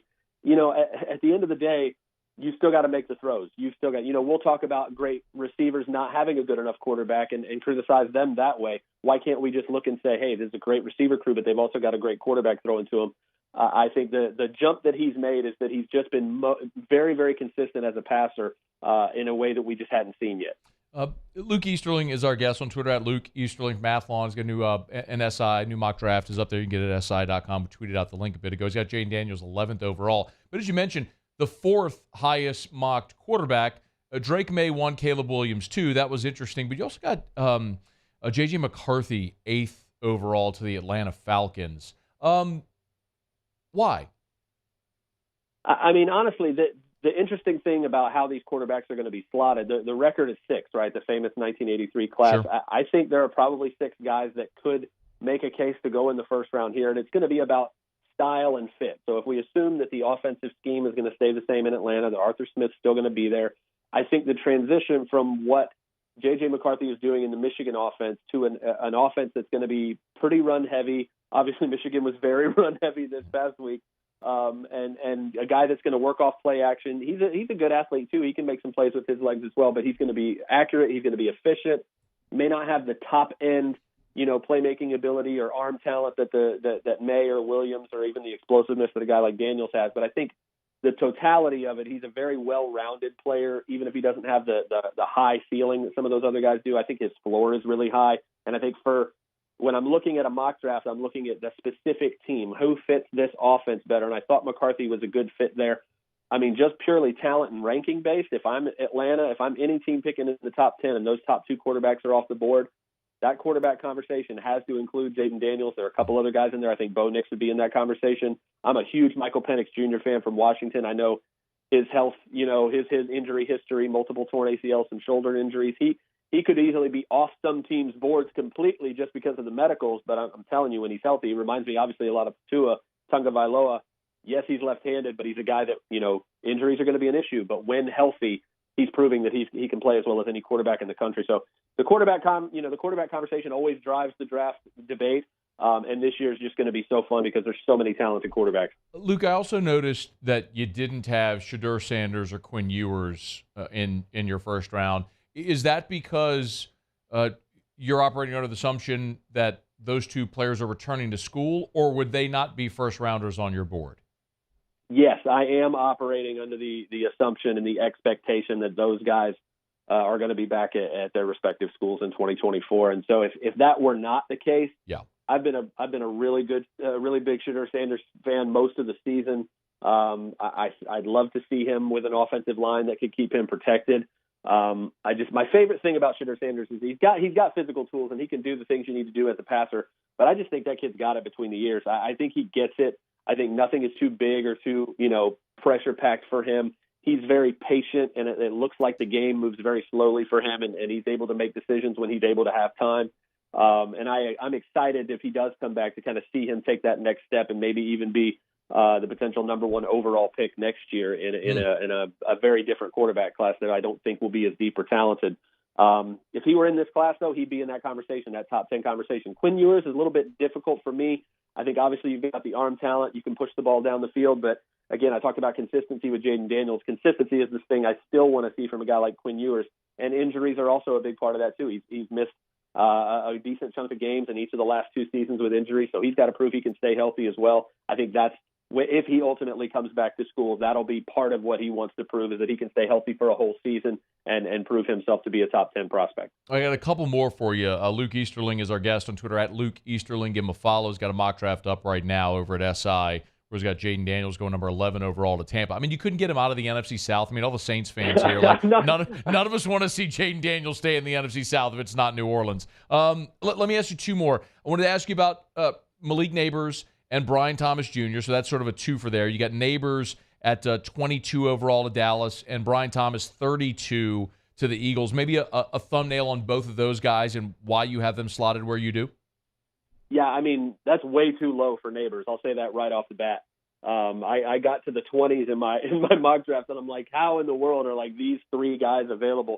And again, it speaks. I talked about the depth of the quarterback class. The receiver class is even better. The receiver class I think the record is 7, right? I think it was 2004, the Larry Fitzgerald year, where they had 7 guys. I mean, this receiver class could easily put 7 or 8 guys in the first round, and I'd be fine with it. You've got, obviously, Marvin Harrison Jr. at the top. But after that, it's really, the next 3 guys I feel like are interchangeable. I'm a big Rome Odunze fan from Washington. I like Keon Coleman from Florida State. But Malik Neighbors is right in that conversation. If any of those 3 guys also went into the top 10, I wouldn't blink at all. And I think really what Neighbors brings to the table, that he doesn't have the size that the other 2 guys do. Odunze is 6'3". Coleman and Harrison are both 6'4". But he is so smooth, man. He is so great and explosive after the catch. He's so hard to bring down. He will break tackles. He's a great route runner. He's a very smart wide receiver. So seeing him at 22, I felt like I did him a disservice. I was like, there's no way he's going to be on the board this long, and I don't think that'll be the case. And Brian Thomas is kind of going in the opposite direction, where guys wouldn't have necessarily considered him a first-round pick. But when you really look at it, I mean, a 6'4", 200-plus guy that can run like he can. Obviously, there's some polish that you need there as a route runner and kind of the intermediate routes and the more complex routes. But, man, he can take the top off the defense at that size. Reminds me a little bit of Quentin Johnston, who we saw go in the first round out of TCU this past year, and a guy that may take a little while to get refined. But, man, those physical tools and that explosiveness you just can't teach. All right, last thing for you, Luke. We are obviously here in South Louisiana, tons of Saints interest as well. So I wanted to get one in here where you got the Saints picking 19th overall, going offensive line, which is something that they sure love to do, for better or worse. J.C. Latham out of Alabama, they obviously need tons of help on the O-line. Why does that make sense at 19? I think part of it was value. He's a guy that I routinely find in the top 10, top 15 at worst. And when I saw him still there on my board when I was putting this one together, it just made too much sense. And he's also a guy that I think could play potentially either left or right tackle and might even be a better guard than a tackle. I mean, he's 6'6", 340 or 350 or something. I mean, he is absolutely massive and moves way quicker and way more easily than you would expect a guy that size to move. So, when I look at the fact that really across that entire offensive line, you're looking for the best player and the best upgrade at really any of those spots. And I feel like Latham's versatility, his athleticism, his power and strength, if you could plug him in at either tackle spot, and again, probably would even be a Pro Bowl guard right away, that made too much sense with him being on the board and that being, I think, the biggest need there for the Saints. He is Luke Easterling. Follow him on Twitter at Luke Easterling there with Athlon and SI. Luke, we appreciate a couple of minutes, man. I'm sure we'll bother you again somewhere down the line. Hey, can't wait, man. Thank you guys so much. That's our pleasure. How about that? Jaden Daniels, all the way up at number 11 overall. Said he was a day 3 guy, maybe round 4 at best before this season started. Like, take a day 3 flyer on a quarterback, all the way up to 11 overall. What a jump. Again, just one man's opinion. But, man, is that a meteoric rise for Jaden Daniels. Not just on the field with the stats, and we're talking about Heisman and all that sort of stuff, but, I mean, it is the quintessential success story of go back to school for another year to increase your draft stock, get better, put out great film for the NFL, and get your bag. And Jaden Daniels looks like he's going to be able to do that. Okay, it is After Further Review. We're glad you're hanging out with us here. Brought to you by the Williamson Eye Center. As a matter of fact, I was over with Dr. Blake earlier today at the Williamson Eye Center. I always encourage you to go get your annual eye exam. So pop on in, schedule that eye exam. Look, they got Williamson Eye Center locations all over South Louisiana, the greater Baton Rouge area, the newest location there in the River Parishes in Lutcher. If you're having issues with your eyes or you just haven't been for an eye exam in a while, schedule that eye exam at the Williamson Eye Center. 924-2020, 924-2020, or williamsoneye.com. Let them explain what refractive options may be there for you. Maybe it's LASIK. Maybe it's EVO ICL. That's the implantable contact lens. That is an alternative to LASIK, something that you should strongly look into as technology continues to advance. Maybe you're farsighted. You're having trouble. You're grabbing those readers. It could be time for a lens replacement. The Williamson Eye Center has options for you. Just go for that consultation. 924-2020, 924-2020, or williamsoneye.com. All right, y'all, we're glad you're with us. Muse will do Tigers and the Pros in about 15 minutes. Mike Triplett will be with us in about 45 minutes, so an hour number 2. LSU basketball currently on the hardwood taking on Dayton in a game there at the Charleston Classic. Tigers trail by 3. Actually, let me get this let me get the updated score there. The game's at commercial right now. I'm sorry, LSU leads. Wow, LSU leads 46-32. Tigers explode to start the second half. On a 14-2 run to start the second half. LSU, which trailed by 2 at half, 30-32, leads now 46-32 with 15:46 to play. So they're at the under 16 timeout. LSU with a big lead. We were talking about it in the break. I mean, Matt McMahon, the press conference after the loss to Nichols, where he pounded the table. If you didn't see it, we haven't seen that side of Matt McMahon much. But you had to believe after that LSU was going to come out with an inspired effort. A big run there to start the second half. We'll see if the Tigers can hang on. They currently lead 46-32 there at the Charleston Classic over Dayton. All right, it's After Further Review. Grab a quick break. Stick around. AFR. AFR is brought to you by Pluckers. A Thursday night is a great night to get by Pluckers. First of all, remember, every Thursday is all you can eat boneless wings. So you pay one low price, and Pluckers will keep serving up boneless buffalo bites for as long as you want to eat them. So you can get there early, stay there late, pay one low price, as many boneless buffalo bites as you want all night long at either Pluckers location, Nicholson or Bluebonnet. Remember, you got Thursday Night Football tonight as well. So it's a great opportunity. Joey B and the Bengals against Lamar and the Ravens. That's in Baltimore. If you don't have Prime Video, well, they got it at Pluckers. So get on by Pluckers, watch the game. Dine on award-winning jumbo chicken wings, drink ice-cold draft beer, watch Thursday Night Football, and, of course, you've also got the college game tonight as well. Boston College at Pitt, so some ACC action. You need a place to watch all of it. Get on by Pluckers. Nicholson, Bluebonnet, dine-in, carry-out, or delivery. Remember, add Pluckers. If you don't like our wings, we'll give you the bird. At Corvette Toyota in Opelousas, we're featuring 2023 Toyota Tundras with $2,000 bonus cash. $2,000 bonus cash offer on Toyota Tundras. So come on down to Happy Town. That's Corvette Toyota in Opelousas, Happy Town, USA. Follow us on Twitter at 1045ESPN to cast your vote in the Citizens Bank and Trust Poll of the Day. Vote daily inside Off the Bench, live at lunch on Palmer. And after further review, Citizens Bank and Trust brings you the Poll of the Day via Twitter at 1045ESPN. When is a taco more than just a taco? When it's Government Taco. Voted best tacos 3 years in a row by 225 Magazine, Government Taco puts the most delicious spin on tacos the capital area has ever seen. With creative combinations like the Magna Carrot, the Filibuster, or the Steak of the Union. Plus perfect tortilla chips paired with the best salsa and queso you've ever had. And happy hour every day from 3 to 6 p.m. and all day on Thursday. Government Taco, 5621 Government Street.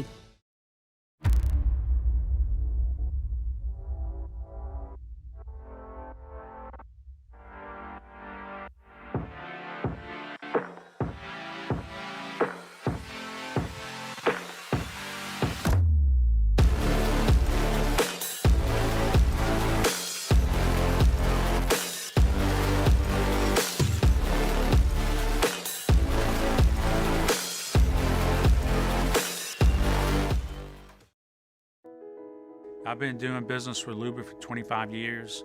They're dependable, trustworthy. It's just the attention to detail with our clients. Our folks have years and years of experience. They're highly trained professionals. But many companies have that asset. What I'd like to think makes Luba a bit different is that we use those talents in a way that truly is dedicated to serving the needs of the folks who depend on us. Dylan Cruz here to tell you about Six Rings Baseball and Softball Camp. If you live on the North Shore and play ball, go to Six Rings Camps with former LSU assistant coach Dan Canaveri. His knowledge is second to none, and your child will improve and have fun doing it. Camps were held at Coquille Park and Six Rings Academy in Covington with 4 sessions over the summer. Full day and morning only sessions are available from ages 7 to 13. Go to sixringsbaseball.com or call 985-206-9096. Learn the game to love the game. Running Boards Marketing can help you get their attention. Imagine your brand's message on a giant LED billboard truck that can't be skipped and is nearly impossible to ignore.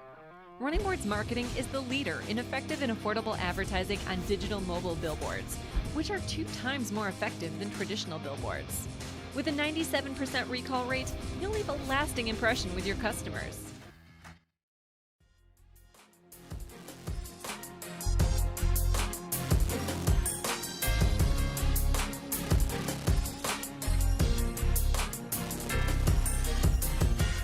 After further review with Matt Moscona, presented by the Aesthetic Medicine and Anti-Aging Clinics of Louisiana, Baton Rouge, Lafayette, and online at theantiagingclinics.com. 104.5 ESPN Baton Rouge and Citizens Bank and Trust invite you to bling in the holidays. Register today at 1045ESPN.com to win a $10,000 custom piece of jewelry handcrafted by Stuart Selassie himself. Bling in the holidays with Citizens Bank and Trust, Selassie Jewelry, and 104.5 ESPN Baton Rouge. Remember, you can always text the show in the 225-396-4400, 396-4400. Mike M. said Josh Edwards at CBS had Jaden Daniels in the first round, also at 21 overall. So you're starting to see a lot of that Jaden Daniels movement. Several of you, Jeff, D, Ethan Mott texted and said, could the Saints draft Jaden Daniels? That's one that I think we're starting to get pretty commonly. I want to be very clear. I would be completely, wholly, absolutely in favor of the New Orleans Saints drafting a quarterback in round 1. You have a deep and talented quarterback class, and when you have that, assuming the Saints are picking somewhere in the middle to late teens, there's going to be someone available for you that has a grade higher than where you're slotted. It's just the nature of it. If there are 6 quarterbacks that get taken in round 1, when you're sitting there at 15, 16, 17, 18, 19, wherever the Saints may be, somebody is going to be there at the quarterback position that presents great value to you. And I would completely endorse the New Orleans Saints drafting a quarterback in round 1, even though you are minimum financially committed to Derek Carr for 2024 and probably 2025 as well. I would be perfectly fine with a Aaron Rodgers situation. You have Brett Favre, you're sitting there at 24, Aaron Rodgers is there. Boom, take him. He sits behind Favre. When he got his chance, it was awesome. They tried the same thing with Jordan Love, having a little mixed results right there. Patrick Mahomes sat for a year in Kansas City. I am perfectly okay with drafting a quarterback and having them sit for a year behind Derek Carr, or competing with Derek Carr and possibly beating him out. And yes, that means you would have a very, very, very expensive backup, but who cares? It's about winning. And if you can have a quarterback, a franchise quarterback on a rookie deal, that's how you build a championship roster. It's what Seattle did with Russell Wilson. They took a quarterback in round 3. They were paying at the time, a Pro Bowl caliber quarterback, a bargain basement price. They were able to build a great roster around him.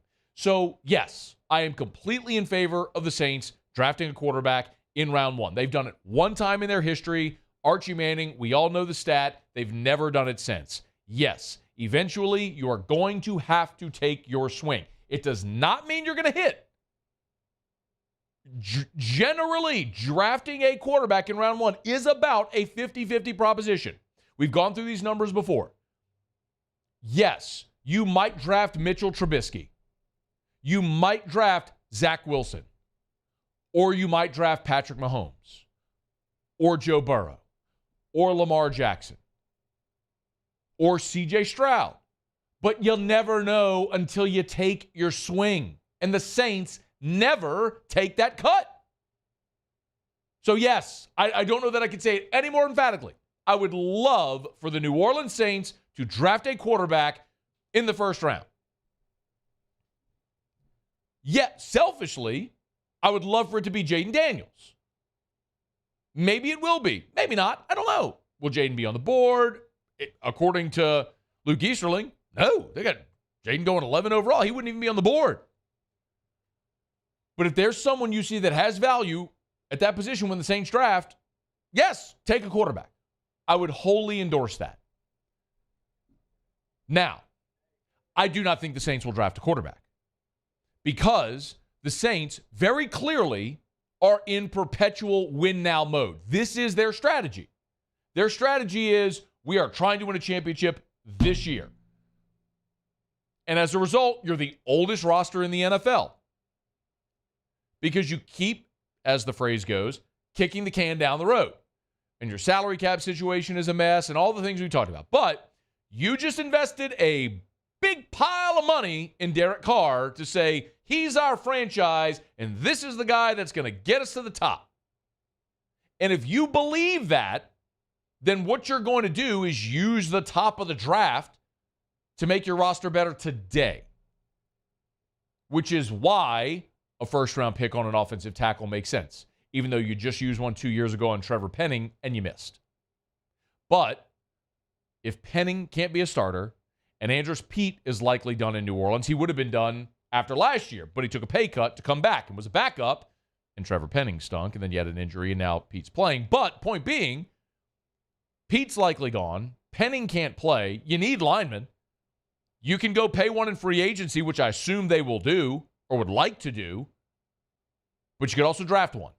And maybe it's J.C. Latham. Maybe it's a first-round offensive tackle, which is likely what they're looking at. So, should the Saints draft a quarterback? Yes. Would I love for the Saints to draft a quarterback in round 1? Absolutely. Do I sit here today and think the New Orleans Saints will draft a quarterback in round 1? Hell no. Yo, this organization's been around since 1967. It's been 56 years. 56 years, and they've used a first-round pick on a quarterback once. One time. Why do you think this year's going to be any different? God bless, I would love for it to be different.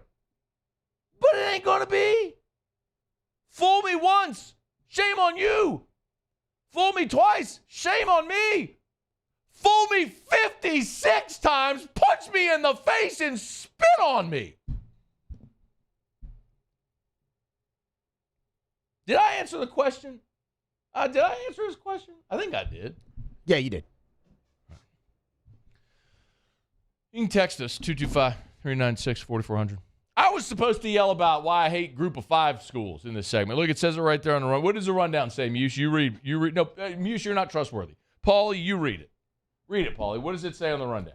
It says proof G5 teams stink. What is that? I could have read that. Or Muse. Damn. Nah, it's 444, Muse. You're high as a kite right now. We all know the truth. Paulie. Yeah. Did he smoke it today, or did he do a gummy? He smoked it. Ooh. No, I didn't. I didn't do anything. That little cloud is over there. I see it. Even Paulie loves it. Look at Paulie. It's Paul. It's one of Paul's favorite things.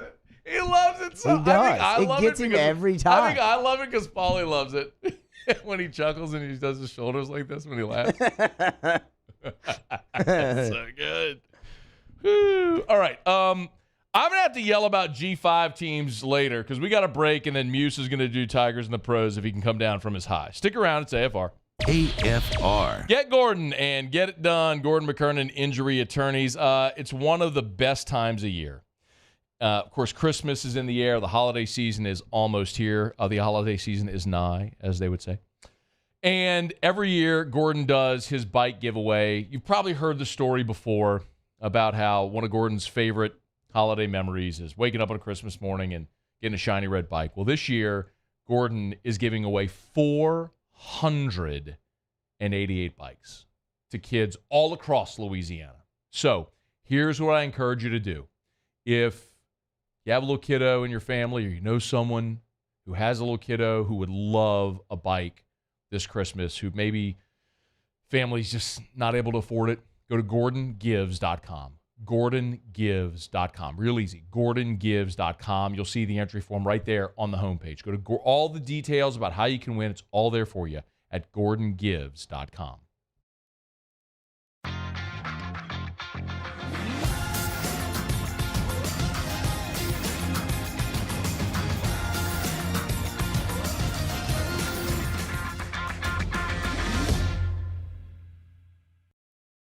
I'm Chris Nakamoto, and here's what I'm working on for my stories on WBRZ Channel 2 tonight. More than a year and a half after a raid on the St. Gabriel Police Department and the police chief's house, the criminal investigation is closing in on him and could result in criminal charges this week. When the raids took place in the summer of 2022, sources told the investigative unit that they were looking for money that went missing in a high-profile murder case. They've now found more issues. I'm Chris Nakamoto from WBRZ. Watch more tonight on WBRZ Channel 2. Bayou Ford is taking $10,000 off MSRP on all new 23 Ford F-150 Black Widow trucks, plus $2,750 discount APR and 5.9% for 72 months. All new Bayou Ford vehicles come with a 1 million mile warranty. The crew at Bayou Ford is going to do right by you. The Windsor Senior Living Community in Mandeville, Louisiana is a beautiful, vibrant apartment community geared towards seniors. They are nestled right in the heart of Mandeville, where seniors live a more carefree lifestyle in spacious apartments with the peace of mind that comes from having a little extra help. Call the Windsor at 985-624-8040 to schedule a lunch and tour. Come see how the Windsor can be your passport to peace of mind.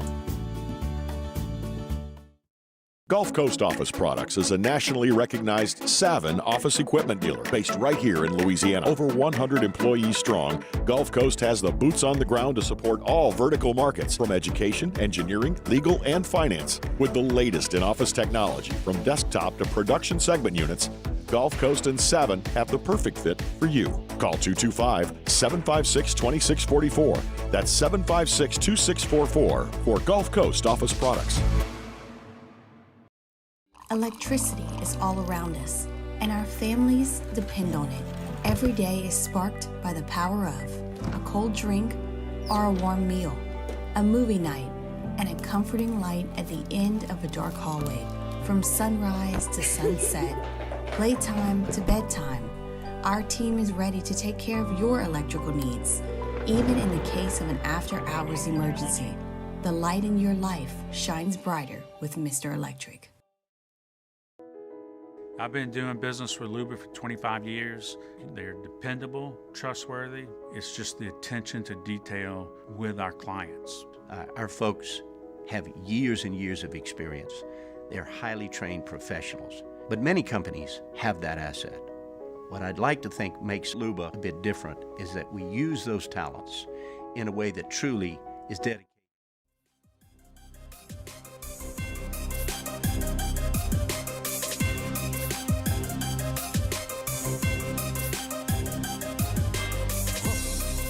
After further review with Matt Moscona, presented by the Aesthetic Medicine and Anti-Aging Clinics of Louisiana, Baton Rouge, Lafayette, and online at theantiagingclinics.com. Wrapping up hour number 2, Muso has Tigers in the pros. Tigers in the pros. They still bleed purple and gold. They're just really rich now. Presented by Lee Michaels Fine Jewelry. Lee Michaels Fine Jewelry, where Baton Rouge gets engaged. All right, so we told you a few days ago that Kevin Gausman was a finalist for the American League Cy Young. Led the American League in strikeouts, had another fantastic year. And unfortunately, both tallied, and he did not win. Garrett Cole won it unanimously. We needed something good this year. So Muse, give us that, because please. it was a unanimous win, there really wasn't even a second or third place guy there. But Kevin Gausman, I thought, offered some great perspective on his career. Tweeted earlier today that he was blessed beyond belief, considering the fact that he went from designated for assignment, basically cut, to a Cy Young finalist. So his journey has been incredible throughout Major League Baseball. I mean, but 6th overall pick, I believe he was, 4th overall pick, I believe he was, and struggled really in Baltimore to start, but now really has found his form, and hopefully he can get a Cy Young before the career is over. Sha'Carri Richardson. How about this honor for Sha'Carri Richardson? USA Track and Field announced today Sha'Carri Richardson is the 2023 Jackie Joyner Kersey Female Athlete of the Year. That is the highest accolade for a USA Track and Field woman to receive. It's been a great year for her. Makes sense. Gold medal in the 100 meters at the World Championship. Gold medal as the anchor in the 4x1 by 100 relay at the World Championships. And a bronze medal in the 200 meters at the World Championships. And 12 wind legal sub-11 clockings in the 100 meters. Olympic gold next in her sights. Don't you jinx it, Muse. I believe in jinxes. They're in Paris? Paris, right? Paris is where the Olympics are? No, Paris. Paris. Yes, sorry. No. Paris. Paris. No, you're rolling your tongue. That's Espanol. Paris. Paris. You say like you're gagging. Paris. Paris. Yeah, like you're hacking and hockey. Paris. Yeah, everybody thinks French sounds so good. It's just, I don't get it. Back-to-back for the Portland Trailblazers. Back-to-back for Skylar Mays. 31 minutes in a starting role. 13 points, 4 assists. Came on 4 of 13 shooting on the night. Another solid night for him. Back-to-back for the Minnesota Timberwolves. Back-to-back for Naz Reid. Should have stayed. 13-4 for him as well. It came off of 4 of 7 shooting in a perfect 4 for 4 from the line in 19 minutes off the bench. One final basketball update to get to you, and it's from the G League, the Rio Grande Valley Vipers. That's where you find Darius Days. That's where you find one heck of a double-double. 31 points, 17 rebounds. What? For Darius Days last night. Shot 43% from 3 and 50% from the floor, all in 35 minutes of action. That is Tigers in the Pros. Presented by Lee Michaels Fine Jewelry. You know where to find him, lmfj.com. Gentlemen, if you are thinking of sliding that little red box under the Christmas tree, get on by and see our friends at Lee Michaels Fine Jewelry, lmfj.com. There's just nobody better than Lee Michaels Fine Jewelry, lmfj.com. You'll get the highest quality diamonds at the best price, and you always get the Lee Michaels experience. lmfj.com. A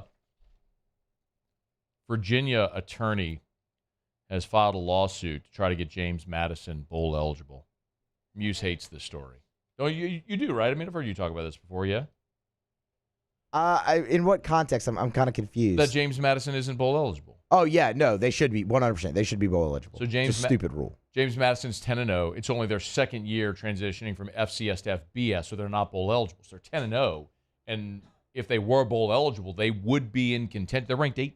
Do I have that right? They're ranked 18th, I think, right now. Yeah, they're 18th in the latest poll. they would be in contention to be the highest ranked G5 school. And so they would be in line, theoretically, for a New Year's Six Bowl, which, I find gag-worthy because G5 schools don't belong anywhere near the New Year's Six. And yes, I'm a college football elitist, but you need look no further than what's happening right now in the Big 12, where 4 little brothers jumped into the Big 12. Have you looked at the Big 12 standings? Dead last, Cincinnati, 1-6 in the conference. Houston, BYU, UCF, 2-5 in the conference, tied with Baylor for the second worst league record. Oh, you mean when you got a roster made up of G5s and you got to go play a Power 5 schedule every single week, you aren't as good? Freaking stunned by that one. Get your G5 ass out of here. I'm not interested. Guarantee you, it's not fair. Then stop playing in a subdivision that you don't belong in. Go create your own little brother championship and be the best you can be. Stop trying to be something you're not. Cincinnati, 1-6 in the Big 12 sucks. And Cincinnati is 1-6 in a crappy Big 12. Cincinnati. Hour 3 next. AFR. Brought to you by Relief Windows and reliefwindows.com. Energy efficient replacement windows, beautiful entry doors, hardy plank and vinyl siding. When I need to calm down and relax a little bit, I could just sit in my den and stare out our beautiful picture windows installed by Brandon Holly and the gang over at Relief Windows. When we moved into our house, this is the first thing we did. Called Relief Windows, came in. Our den is big open floor plan, our kitchen, den, sitting room. It looks out to the back, beautiful, the pool, little water back there. And Brandon actually had the suggestion to put in picture windows, so you take the window panes out, and so it's just beautiful. When you open up the shutters, it looks out to the back. It's gorgeous, and it's energy efficient. So when the sun's beating through on that part of the day, the room doesn't get hot because those windows are energy efficient. It prevents those costly air leaks when the warm weather months and keeps that cold air out when the weather's getting cooler like it is right now. Want to make your home more energy efficient, increase your resale value? There's nobody else to call. It's Relief Windows. Windows, doors, siding. Relief Windows and reliefwindows.com. Bayou Chrysler Dodge Jeep Ram has $20,000 off MSRP on new 23 Ram 1500 trucks. $20,000 off plus no payments for 90 days on new 23 Ram 1500 trucks. All with Bayou's 1 million mile warranty. The crew at Bayou Automotive is going to do right by you. I've been doing business with Luba for 25 years. They're dependable, trustworthy. It's just the attention to detail with our clients. Our folks have years and years of experience. They're highly trained professionals. But many companies have that asset. What I'd like to think makes Luba a bit different is that we use those talents in a way that truly is dedicated to serving the needs of the folks who depend on us. When is a taco more than just a taco? When it's Government Taco. Voted best tacos 3 years in a row by 225 Magazine, Government Taco puts the most delicious spin on tacos the capital area has ever seen. With creative combinations like the Magna Carrot, the Filibuster, or the Steak of the Union. Plus perfect tortilla chips paired with the best salsa and queso you've ever had. And happy hour every day from 3 to 6 p.m. and all day on Thursday. Government Taco, 5621 Government Street. Running Boards Marketing can help you get their attention. Imagine your brand's message on a giant LED billboard truck that can't be skipped and is nearly impossible to ignore.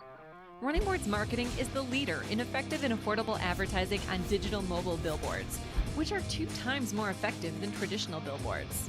With a 97% recall rate, you'll leave a lasting impression with your customers.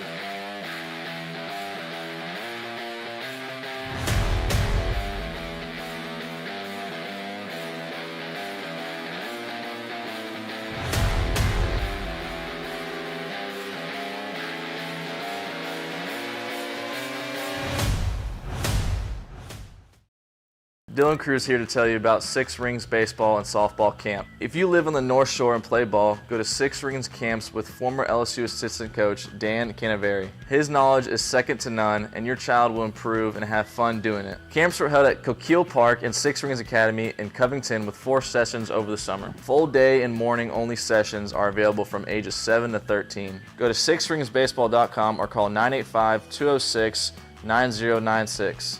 Learn the game to love the game.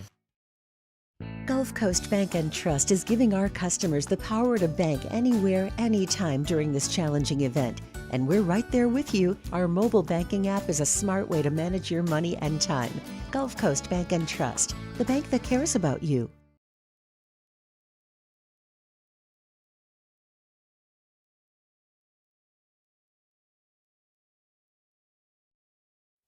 This is SportsCenter.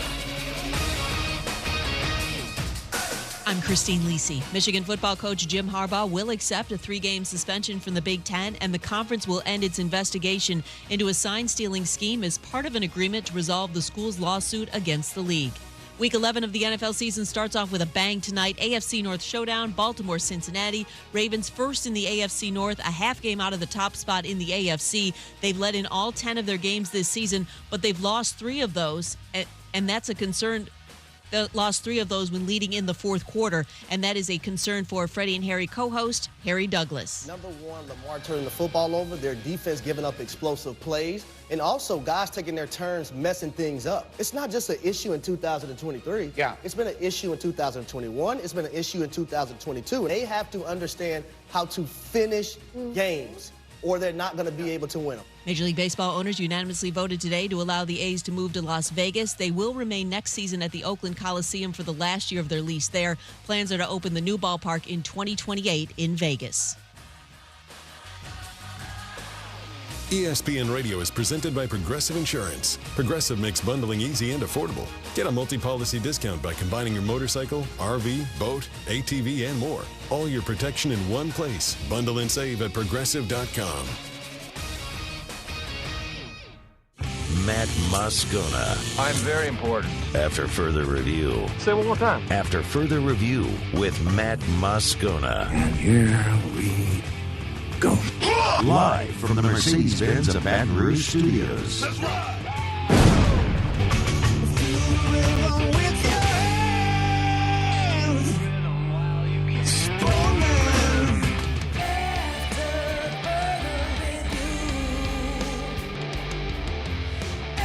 Hour 3, off we go. Welcome aboard. Glad you're with us. AFR, presented by the Aesthetic Medicine and Anti-Aging Clinics of Louisiana. I'm Matt.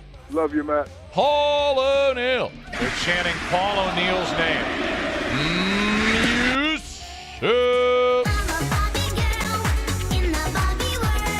And Mr.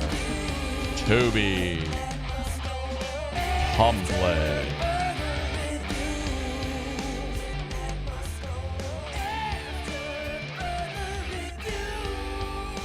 All right. We're here. Glad you are as well. Get out there and make it a good one. 5 o'clock quitting time. Glad you are driving home with us. Brian Kelly set to meet reporters about 20 minutes ago. Still waiting on that. When practice ends and BK to meet with reporters, we'll get an update. Final injury report. Probably the only player we're really interested or curious about how it may play out for this week is going to be Logan Diggs. Brian Kelly did announce earlier in the week that John Emery is done for the year with a torn ACL, which means his career is over. Remember, the suspension in 2021, the academic suspension, that you cannot use that year as your redshirt year. That is a year of eligibility, effectively, that you are docked. So Emery was here at 19, where he played in 10 games. The 20 COVID year didn't count, but 21 does count, even though he didn't play. Then he played, obviously, last year in 22 and now this year in 23. So that's John Emery's eligibility. So in any event, disappointing for Emery, but we'll keep an eye on Logan Diggs to see what may come of that with Logan Diggs. Okay, It's after further review. We're glad to have you aboard with us here. We'll wait on that update from Brian Kelly. Jaden Daniels was a guest on SportsCenter just a bit ago as we're sitting here in studio.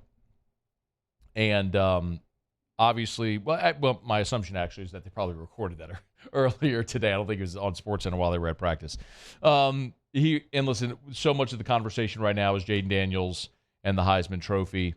And we saw on Saturday night after Daniels' final touchdown, he came to the sideline. He and Nussmeier were celebrating. Jaden struck the Heisman pose on the sideline.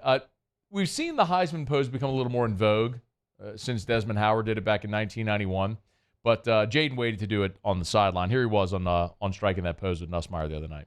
Yeah, I mean, just based off the game I was having, a couple of my teammates, people around me was like, man, you got to hit the pose. You got to hit the pose. And, I just felt it was right, especially just knowing the type of game I had. From there, it's like, all right, I'm going to just hit the pose right here. So, they could start getting the talks out, start going viral a little bit. Oh, it's gone viral. And so much of the groundswell around Jaden Daniels is what has seen his odds go from, he was the fourth best odds on Sunday to or on Saturday night after the game, third best odds on Sunday. Monday, he was all the way up to the second best odds. You continue to see him climb. And I'm not sure if you saw this, but C.J. Stroud commented on Instagram. Texans quarterback C.J. Stroud commented under a Jaden post on Instagram with all caps, Heisman. This has now gained an awful lot of steam as LSU grabbed that, made a graphic out of it, has shared it, and it's just so interesting because there's a very obvious public sentiment toward Jaden Daniels, and this isn't a thing where we're in Baton Rouge and we have this we're just in this purple and gold bubble. Like C.J. Stroud went to Ohio State, he's the Texans quarterback, and he's doing that. We mentioned Chris Felica, the Bear with Fox Sports. Formerly of Game Day, who said, if Jaden doesn't win the Heisman, what are we doing? I mean, you're seeing the overwhelming national opinion shift to Jaden, which is why you've seen his odds go, even after the Florida game, jump all the way up the way that they have. So 2 games to go. As we've said, Jaden's not going to have the big stage. I mean, he's going to play Georgia State, and he's going to play Texas A&M at 11 a.m. opposite Michigan, Ohio State. So what you really hope is that somewhere along the way, Bo Nix stumbles. I don't know if it's going to be this weekend against Arizona State, but could they being Oregon, lose next week in the Civil War at home against Oregon State? It's a big ask, but really what you'd love is just for Bo Nix to really struggle, or maybe lose the Pac-12 championship game as well. So we'll see. I was asked, and Brian Kelly was actually asked, I think, on Wednesday on the teleconference. Here, can you play number 3, Muse, on the teleconference? He was asked in a very indirect way about Daniels and how you use him in this game against Georgia State because of the highs. Well, basically what he's saying is, you're going to blow out this team, so do you leave Jaden in to pad his stats? That's the very – they asked the question in a much more polite way, but that's essentially what they were asking. Here's what Brian Kelly said. What we do is try to play the kind of football that has been the hallmark of this offense. And so you want to feel as though that you're playing to that standard. And then you evaluate it from quarter to quarter.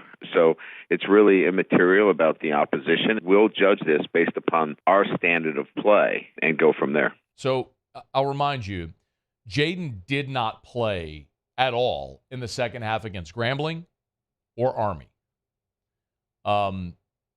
Still, in one half of football against Grambling, he threw for 269 and 5 touchdowns.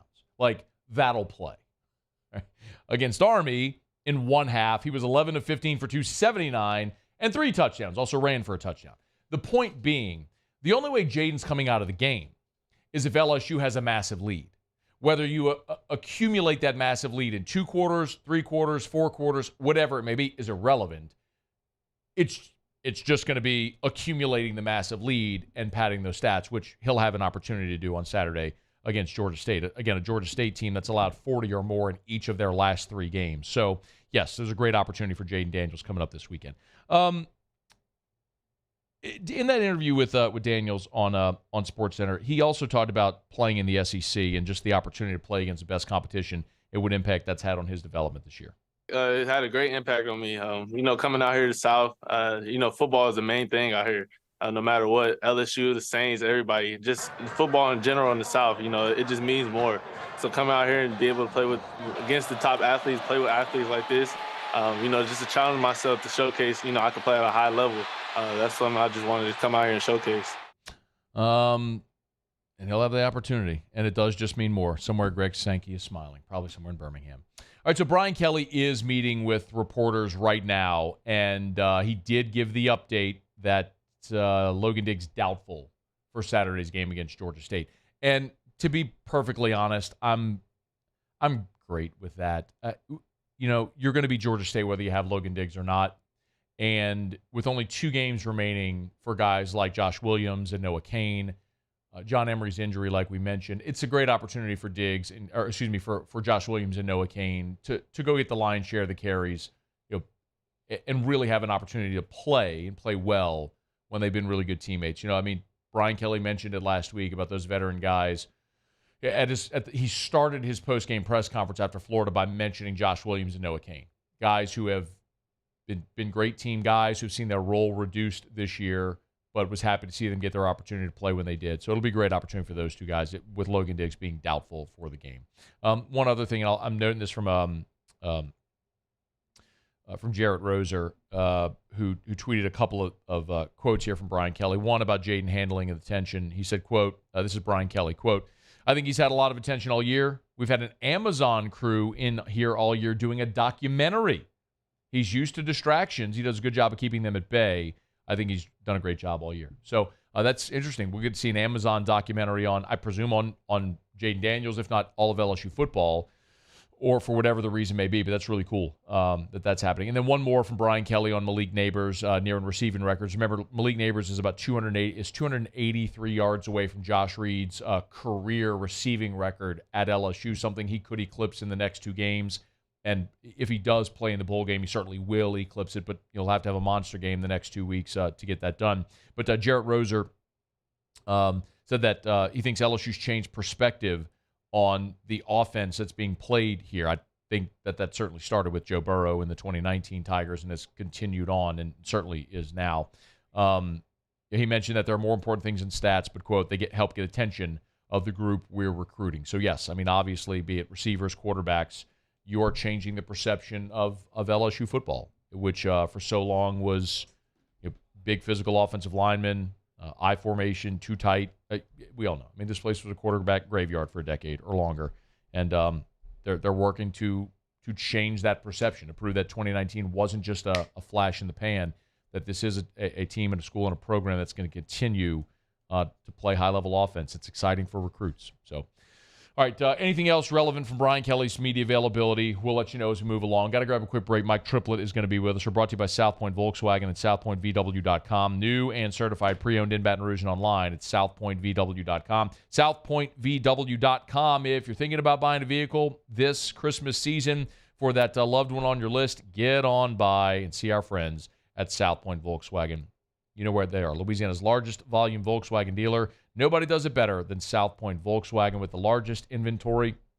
You'll find it at southpointvw.com. South Point Volkswagen, and sign then drive is back. 0 down, 0 to its signing, no security deposit, no first month's payment. Sign your name with little else. You're driving away in a brand new vehicle from South Point Volkswagen. Southpointvw.com. South Point Volkswagen, what's your direction? All right, it's after further review. We will grab our quick break, come back, talk with Mike Triplett of New Orleans Football. Stay here. AFR. It's a raving fan shout-out. Presented by Darin James & Associates, brokered by eXp Realty. How about this review, which came in, which said, I've been working with real estate agents for over 15 years now and been ranked in the, and forgive me, I'm sorry, I was reading the wrong thing. My apologies. Let me take a quick second and highlight Darin's core values. Some of you may not know about Darin James, that I talk about all the time, is Darin, before his career in real estate, was actually a state police trooper, Louisiana State Police Trooper. And when you go to Darin's website, you'll see he lists their core values for their business: loyalty, duty, respect, selfless service, honor, integrity, personal commitment to those we serve. That reads like someone who's spent his life serving others, doesn't it? Well, that's Darin James. You want to know why he goes above and beyond for his clients? That's why. And he gets results. 335-7666, 335-7666, or agent225.com. Think real estate, think Darin James. Bayou Ford is taking $10,000 off MSRP on all new 23 Ford F-150 Black Widow trucks, plus $2,750 discount APR and 5.9% for 72 months. All new Bayou Ford vehicles come with a 1 million mile warranty. The crew at Bayou Ford is going to do right by you. Gulf Coast Bank and Trust is giving our customers the power to bank anywhere, anytime during this challenging event. And we're right there with you. Our mobile banking app is a smart way to manage your money and time. Gulf Coast Bank and Trust, the bank that cares about you. The importance of doing this fortified program and offering it to people down here is, number one, the only real chance you're going to get to do this is when you put on a new roof or build new. And through companies like HUDCO, who's kind of leading the way in this thing, it's going to offer the customers a huge advantage in the insurance market and the price of their insurance. You know, we're not looking to make a fortune off fortifying. We're trying to give you a better product than our competitor at the moment. I'm trying to do something that he can. I'm trying to give you something better. So a lot of these insurance shops, you're getting a re-roof, you're only paying your deductible. Let's sit down and talk about the fortified and let's see what it does to your insurance premium. You're getting a steal. Yeah. You're getting a brand new roof and a fortified certificate for your deductible, essentially. And I think we're rocking and rolling.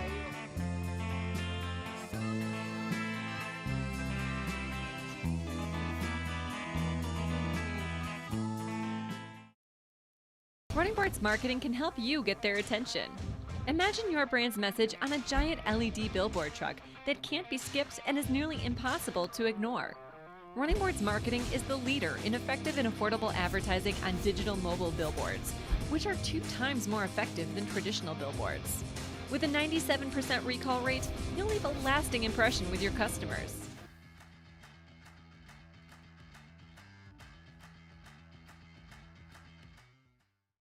Gulf Coast Office Products is a nationally recognized Savin office equipment dealer based right here in Louisiana. Over 100 employees strong, Gulf Coast has the boots on the ground to support all vertical markets, from education, engineering, legal, and finance. With the latest in office technology, from desktop to production segment units, Gulf Coast and Savin have the perfect fit for you. Call 225-756-2644. That's 756-2644 for Gulf Coast Office Products. Electricity is all around us, and our families depend on it. Every day is sparked by the power of a cold drink or a warm meal, a movie night, and a comforting light at the end of a dark hallway. From sunrise to sunset, playtime to bedtime, our team is ready to take care of your electrical needs, even in the case of an after-hours emergency.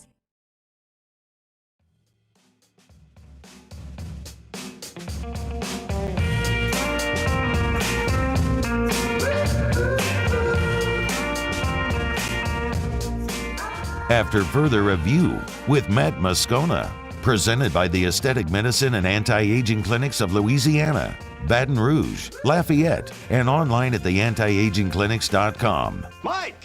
Yeah? Saints coverage with some Mad Libs mixed in. Why don't you just go by Mike? It's time to talk black and gold with Mike Triplett of New Orleans Football, presented by Benny's Car Wash, family owned and operated since 1951. All right, let's do it. Disappointing week for the Saints up in Minneapolis as they fall to the Minnesota Vikings before heading into their bye. Mike Triplett is with us, New Orleans Football, on Twitter at Mike Triplett. How are you, man? I'm doing good. How are you? I'm doing well. Look, you and I have talked plenty about the inconsistencies with this team. So if I put this one on a tee for you, were you surprised by the performance Sunday in Minnesota? Wasn't surprised that they lost at Minnesota. I was surprised they played what I consider their worst game of the season. I guess Tampa is a candidate, but this is definitely the worst their defense has played. That makes no sense. We thought the defense was something you could count on this team. They played awful in this game. And the offense, which we know it's hard to expect 3 good weeks in a row, looked like it was week 1 all over again. So that was really, really, really frustrating. Mike, I've been thinking about this week. Is the defense really good? Because they're trending in the wrong direction over the last month. Right. And they're really good for a half. But if you're good for a half and bad for a half, that's still a 50-50 proposition. So are they really good? Well, that's their new thing. They weren't just good for a half, the last 5 years and the first 4 or 5 games of this season. They were legit good. And then when they take the Minnesota game aside, these other games where they were bad for a half, they started playing great for a half. I mean, like Chicago, they played terrible, of course, early in the game. Tyson Bagent was running. He was completing passes to everyone. And then they woke up and they took 5 turnovers away from them. So it's like, yeah, they were shaking the grog out of their head and then being like, all right, this is not who we are. Let's be who we are. Minnesota was more disturbing than that because they were bad for 3 quarters. And when they got good, yeah, they started getting the ball back to the offense, but no takeaways.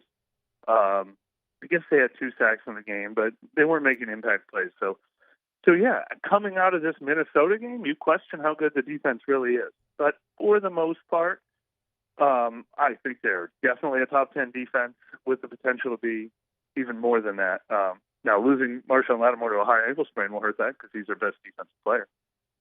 Do you think he is, or is Paulson Adebo your best defensive player? Well, I think it is Marshawn Lattimore, but and Paulson Adebo is intercepting passes because they don't throw to Marshawn Lattimore, so he doesn't get as many opportunities at interception. But no, I mean, if you want to say who's the MVP of the team, Paulson Adebo is absolutely on a short list of candidates this year. Is Mike Triplett's with us? What would you say is the biggest question or concern defensively heading into the bye here in week 11? It is the defensive line in general. But I am so sick of this plan that they have against running quarterbacks. And that I'm not talking about letting Tyson Bagent escape or Baker Mayfield escape or Trevor Lawrence escape. I'm talking about what we saw against Josh Dobbs, what we've seen in past years against Jalen Hurts and Lamar Jackson, and this don't be aggressive, stand around in a shell so he doesn't get loose. And I hate it so much because after 5-6 seconds of him standing around, then he decides to run, and he runs with no problem. Like, that doesn't work. I hate it. So the good news is I don't see those quarterbacks on the schedule anymore. I don't think that is going to be their downfall for the rest of the season. I don't think you're worried about the legs of the quarterbacks they're facing, at least until they maybe face Jalen Hurts in the playoffs. So, thinking way down the road. But so if they can be more aggressive, I want to see more sacks from this defensive line. But I think they also need to prove they can be an actual good run defense, starting with this next game at Atlanta, which is going to be probably the most important game of the season. Atlanta runs the ball as much as any team in the league. Atlanta wants to run. Atlanta has 2 good running backs, and they're going to keep running, and they're going to run in creative ways. And the Saints, they need to prove they can stop that. They haven't been tested a lot by teams like that. So that's going to be a real test, and I want to know if they're up for it. Mike, what did they do so well off the bye last year that allowed them to go on that 3-game winning streak? I guess a better way to ask it is, can they replicate whatever they did well a year ago? Well, that's what was so disturbing about the Minnesota game. We were talking about Dennis Allen on the show today, and what his credits are, and I think one of the things Dennis Allen did really well last year was his sort of preaching stay the course really worked for his defense last year. They were struggling in the first 6 weeks of the season, but he believed in his defense, and he didn't panic. He didn't overreact even when they didn't have Marshawn Lattimore. And sure enough, over the last 7-8 weeks of the season, they were one of the best defenses in the NFL. I would like to think that is also the case with the defense this year, except it's weird how they not only had a bad stretch, how they regressed so much. Like, I kept thinking, okay, 2 bad weeks, okay, 3 bad weeks, okay, 4 bad weeks, and then to play their worst yet in that Minnesota game was really disturbing. So, maybe the extra week will help them figure some things out, but we're a little too far in the season for me to be confident that they can figure things out. Mike Triplett, NewOrleans.football on Twitter at Mike Triplett, our chats every week brought to you by Benny's Car Wash, where you could buy now and wash for free for the rest of the year when you buy one of their unlimited packages. Go to bennyscarwash.com. All right, Mike, let's talk about the offense, man. I thought you fixed it. I mean, I gave you, I wasn't here last Thursday to talk to you, but I awarded you a game ball for pointing out for pointing out the Taysom Hill stat, and clearly Sneaky Pete saw it, and because you pointed out the Taysom Hill stat, they leaned on him, and they won back-to-back games. And then they just decided they didn't want to give the ball to Taysom Hill at all. So what? I hate it. I hate it so much. And look, here's the other stat I pointed. First of all, the Taysom Hill stat I've been pointing out consistently for a long time. Since last year is when I originally dug that up when they went into Cleveland in the frigid weather. And I was like, please just give Taysom Hill the ball every time in this game. And it took them a while to do that even in those conditions. But yes, the Taysom Hill stat. But the other stat I dug up last week, which was a very negative stat, is how bad this team has been at running the ball with running backs, especially on 1st and 10. Just let's line up, let's get a 5-yard run, let's make it 2nd and 5. They were incapable of doing that all season long. They were the worst in the NFL. They were averaging 2.9 yards a carry on 1st and 10 runs by running backs. But that was working in this game too. Kamara was getting 9 yards, 8 yards. They averaged 6 yards per carry in the first half. And I get it. They abandoned the run when they were down 24-3. They had, or 27-3 even. They had to, get into desperation mode. Jameis gets him 2 touchdown passes. That was awesome. But over the last 10 minutes, they never went back to it. Yeah. They never ran again. They didn't bring Taysom Hill out again. He didn't touch the ball in the second half. It drove me absolutely nuts. I was mad during the game. I was mad after the game. I was just like, how does this team forget that they have a guy who can get 6 yards a carry? How do they forget about him all the time? And the Saints had 3 possessions. It was a 1-score game, and they had 3 possessions in the second half. Yeah. And all they did was act like there were 90 seconds left on the clock. Yes. So then let me ask that, since you mentioned Jameis, I know Dennis Allen was asked about it, but I'll get your thoughts on the Carr Jameis. It's so clear, Mike. It all looked and felt and was very obviously different when Jameis was in there as opposed to Derek Carr.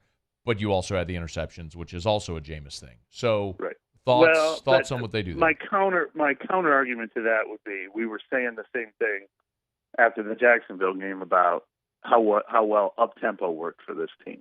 And it did. I mean, they scored like 3 or 4 possessions.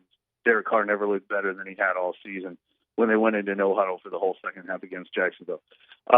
Early in the season, it was Derek Carr throwing those bombs. Hey, when we're all celebrating early in the year, when they came back to beat Tennessee, and he told Rashid, just run, and he chucks it up, and he's done that a couple times. So I agree that Jameis brings that kind of juice, but Derek Carr has brought that kind of juice sometimes.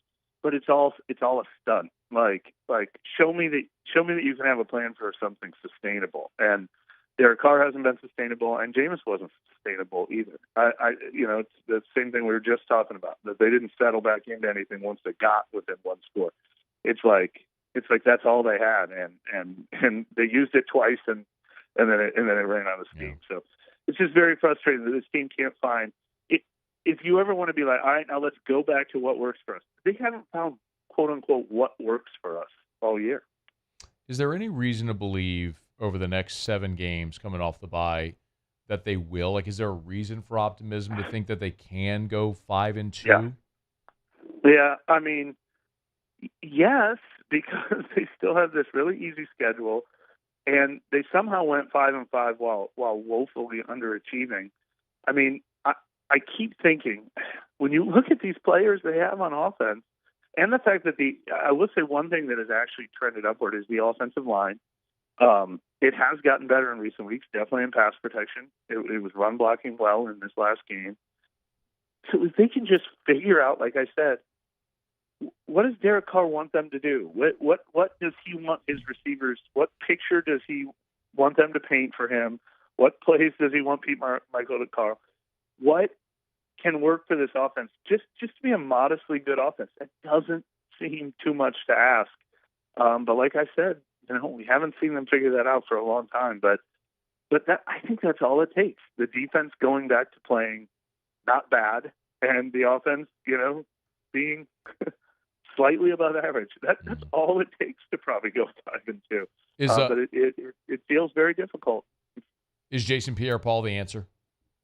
No, but I hope you know my tongue was firmly planted in my cheek when I asked you that question.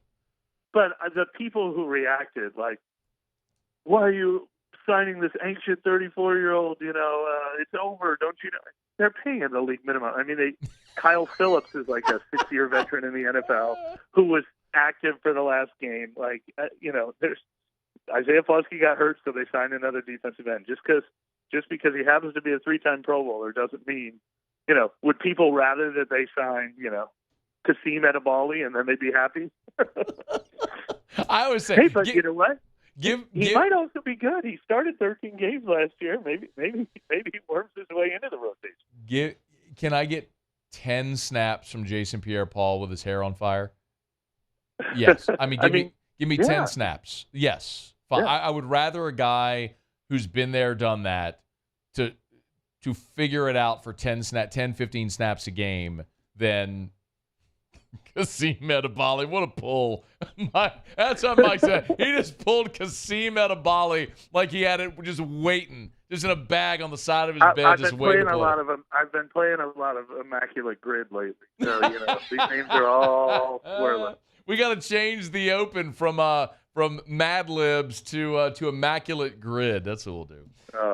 He's on Twitter at Mike Triplett, NewOrleans.football. Get on by, get all the Saints content there. And, of course, our chats with Mike are brought to you by Benny's Car Wash, Benny'sCarWash.com. Okay, Mike, we appreciate you as always, man. Thanks. We'll do it next week. All right, thanks. All right, be well. It's After Further Review, brought to you by Michelli Weighing and Measurement, Michelli.com, with more than 30 offices across 11 different states. Just nobody better. Say it all the time. You weigh and measure something. They sell, service, and rent the products you use to weigh and measure. Whenever you're drinking an ice cold Bud Light this weekend, you got to pop the top. Well, how much pressure should it take? Well, there's a machine that calibrates that pressure. Well, Michelli calibrates those machines. It's Michelli Weighing and Measurement. You go into the airport, you want to weigh your baggage, you put your baggage on the scale. Well, that scale, look to the side, you'll see a Michelli sticker. Michelli Weighing and Measurement. They've done it for 76 years. Everyone knows they're our nation's largest distributor of scales, but your precision measurement devices, you need them calibrated, Michelli's just the best. On-site calibration, if you have that equipment that you don't want to leave or can't leave your facility, Michelli will come to you. It's Michelli Weighing and Measurement. They're the best. Michelli.com. Michelli.com. Okay, it's After Further Review. BK's wrapped up with the media. We'll scan through anything noteworthy there. Tigers lose to Dayton, a heartbreaker. It was a tie ball game. Dayton hit a 3 with 3 seconds to go. Tigers missed the potential equalizer. So LSU falls by 3 on the road there in the Charleston Classic against Dayton, but a really good effort by LSU today against the Dayton Flyers. Let's knock out a quick break. Otter Locks in 15 minutes. Find out where the Otter falls tonight on Thursday Night Football, and we'll preview that game coming up here in a bit as well. Stick around. It's AFR. AFR. Glow Resources is complete employer solutions. If you're a business owner and, man, you're just having trouble with the hiring market because the hiring market is just bad right now, Glow Resources can help you. They are complete employer solutions. At Glow, they represent you, the client, you, the business owner. They, as a matter of fact, as polite as I can possibly say this, if you're an employee looking for work, don't call Glow. Like they'll find you is the better way of saying it. The hiring market's tough right now. If you're a business owner, you know that. And everybody's looking for help in the hiring process to be more successful, more efficient. And when you work with Glow Resources is a permanent solution. They don't lose customers. They'll remove the headache. And you're selecting your employee from a pre-qualified batch. It's Glow Resources, GLO, glowresources.com. Baton Rouge, New Orleans, Miami, Austin, Houston, they're everywhere. It's Glow Resources. They can place employees anywhere in the world. glowresources.com, glowresources.com. Follow us on Twitter at 1045ESPN to cast your vote in the Citizens Bank and Trust Poll of the Day. Vote daily inside Off the Bench, live at lunch on Palmer. And after further review, Citizens Bank and Trust brings you the Poll of the Day via Twitter at 1045ESPN.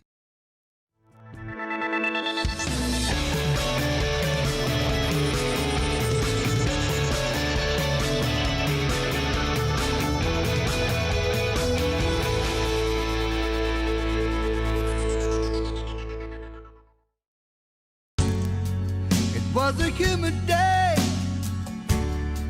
Barefoot children play, looking for that summer shade. Time just slips away.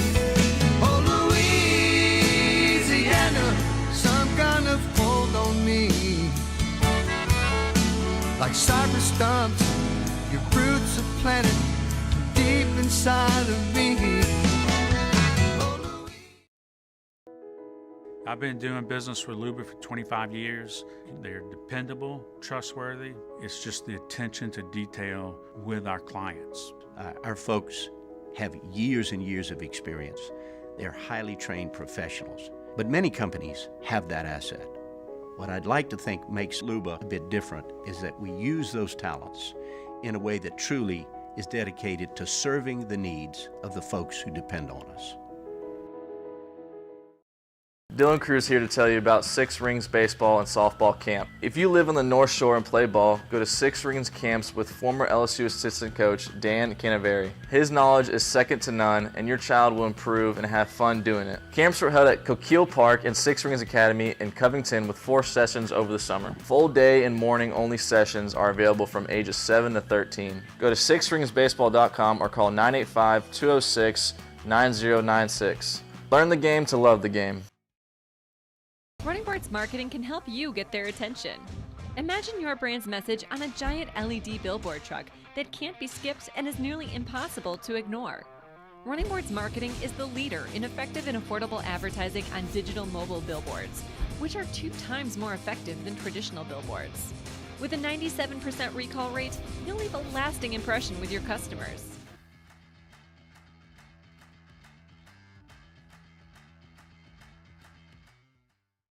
Gulf Coast Office Products is a nationally recognized Savin office equipment dealer based right here in Louisiana. Over 100 employees strong, Gulf Coast has the boots on the ground to support all vertical markets from education, engineering, legal, and finance. With the latest in office technology from desktop to production segment units, Gulf Coast and Savin have the perfect fit for you.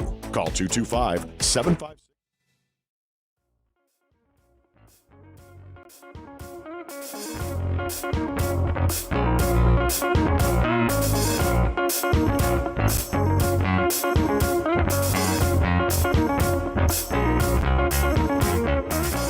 After further review with Matt Moscona, presented by the Aesthetic Medicine and Anti-Aging Clinics of Louisiana, Baton Rouge, Lafayette, and online at theantiagingclinics.com.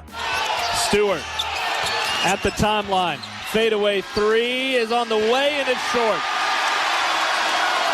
Dayton able to come back after down 15 in the second half. And Dayton erupts off the bench with a 70-67 victory over your LSU Tigers. That's how it sounded on the LSU Sports Radio Network. Game 1 of the Charleston Classic. Dayton beats LSU 70-67. It was a 2-point game at half. Tigers exploded out the gate in the second half. They led by 15 with 9 minutes to go, blew the lead, and Dayton hit a 3-pointer with 3 seconds to go. LSU, as you heard, Carlos Stewart's 3 was short for the potential tie. So LSU falls 70-67. Tigers fall to 1-2 on the season. That is pretty crushing. You lost at home to Nichols, which is inexcusable, and then you go on the road and you put forth a really strong effort in the first half, and then you get hot in the second half, but blow a big lead. Now you play North Florida. Well, I guess, are we waiting to see what the next opponent is, or do we know? Can you check and see, please? Find out who the next opponent's going to be. But they're at the Charleston Classic. But Tigers will play, I presume, tomorrow. You have it? Yeah, on the schedule, it is North Texas tomorrow, November 17th at 10:30 a.m. It's Central Time. Neat. Yeah. Okay. Set your clocks. Okay. It's after further review. We're glad to have you aboard with us here. By the way, speaking of tomorrow, AFR, along with Off the Bench on Palmer Show, AFR, will be at Rouse's, Burbank and Lee in Baton Rouge. Our friends at Rouse's, great partners, obviously, and they have their Tackle Hunger, Fill the Food Bank promotion. Saints cheerleaders, cheer crew mascot will be out there in the morning. Blue Gay will be out there in the morning as well. And we're thrilled to be out there. If you can, swing on by and help us fill the food bank. Holiday season's here. I mean, Thanksgiving is a week from today. Nobody should be hungry in our country, especially on Thanksgiving. So if you can help, we'd love to see y'all out there. Incidentally, during the show tomorrow, we will also announce the winner of The Matchler. And do you have our Matchler music? There it is. That way, Muse. He was ready this time. Muse, the day is nigh. The day where you meet the future first Mrs. Matthew Musso. Only. We're gonna stick with only there. Well, look, I mean, look at what divorce rates in the country are, Muse. It's a 50-50 proposition. It's probably not going to work out, if I'm being very honest with you, but we can hope, can't we? I mean, sure, yeah. I appreciate all the confidence there that you got. Why are the paper towels back? I just noticed this on that two-shot. I don't know. I didn't know Why they in the were hell there. do people keep putting rolls of paper towels on the console? It makes... I put them back the other day. You put them back here? No, I put them back in the closet. Somebody keeps taking the damn paper towels and putting them right there. Show that. Look at the paper towels right there in front of Paulie. Bottom left of the screen if you're watching. Let's just blame T-Bob. I mean, of course that. I would assume somebody used that to clean the desk. Probably. Which I'm very happy for. That people are taking a little initiative and cleaning things. That's great. Because for a long time, this place was a pigsty. And then I came in here and cleaned the whole damn thing. And it's regressed a little bit. Why does that have to be that? Anyway, I'm off track here. The Matchler. Tomorrow, Muse, you'll pick your date. We will all learn who Matthew Musso will be going to the Aqua concert with on November the 26th, courtesy of Live Nation and our friends at the Fillmore in New Orleans. Your chariot, courtesy of 7-3 Distilling, will drive you down. You'll present our flowers with from our friend Burke Harriman over at the original Harriman's Florist, while looking dapper in your fit from Haspel. It's good. Gotta have pictures. We need pictures. Of just me? No. Oh. Pictures of the whole thing. Okay. We have sponsors of this thing. We do. We got to execute some deliverables here, Muse. All right. You won't let us I wanted to get Taylor O'Brien to follow you around and No, we're not chronicle gonna, the whole thing. It's not going to do that. That's... Do like one of the Mulkey videos, Yeah, like man, slow-mo.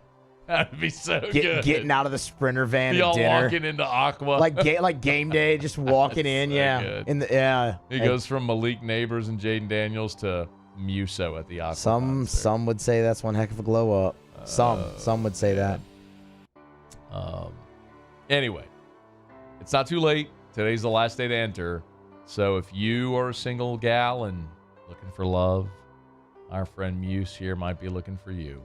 Or if you're just a freeloader and you want to go to the Aqua concert at a VIP table, get a free dinner, some flowers, and have a heck of a night, welcome to do that too. No, don't do the freeloading thing. Why not? It's not going to be fun for anybody. I mean, be a freeloader and be fun. Nothing wrong with that. Want to go to a concert, have some drinks, a little dinner, fun night? You know, who knows where the winds of love may take you? Make a few bad decisions, get crazy, Muse. Never know. I have no problem with that. Did bad decisions. Those happen quite often. Muse, that's not a great thing to say when you're trying to I'm an open book, Matt. Yeah. I'm honest. You can be honest. You don't have to be honest on the air. Gotten myself into some things before. Like this right here. You can let me play the irresponsible one during this bit. You could be the more level-headed one who's trying to attract the future first Mrs. Matthew Musso. Yeah, the only. She will be the only first one. I've never done a bad thing in my life. Okay. Yeah. Links online, or you can, at any of our social media. You can go to 1045ESPN.com. You'll see the Matchler right there. Our little Muse. Paulie, our little Muse is growing up. Going to be a man at the Aqua concert. Right before our eyes. That's what a sentence. What a sentence. It's going to be so good. All right, we'll find out the winner. Are we going to call the winner like live on air tomorrow? Do you want to call her? What are we going to do? Well, no, I thought I couldn't talk to her until that the makes date. Sense. Yeah, that makes sense. Okay. But if that's the case, then we got to have video of the moment you meet. Let me just like walk up with my phone out. I'll have whoever's driving from 7-3. We'll have them video the pickup when you knock on the door with your flowers in hand, your little Haspel suit. So good. You're going to be the most overdressed person at an Aqua concert ever. You're going to be in a Haspel suit. It's not a full suit. What did you get? We went casual. We went a little more casual. We got a nice button up, some slacks, and a quarter zip. Okay. Yeah, we went casual on it. I mean, still, an Oxford button up, a quarter zip, and slacks is probably going to feel a little out of place at an Oxford well, concert. I mean, slack. Yeah, I don't know. You'd have to see the pants. They're not necessarily slacks. They're a German techno band. I don't think there's going to be many people there. I think they're from Norway. They're a Norway techno. But yeah, Euro pop or something like that. They're Whatever they call it. We're looking forward to it. The Matchler will find its conclusion mañana. All right, it's after further review. Thanks for being here with us.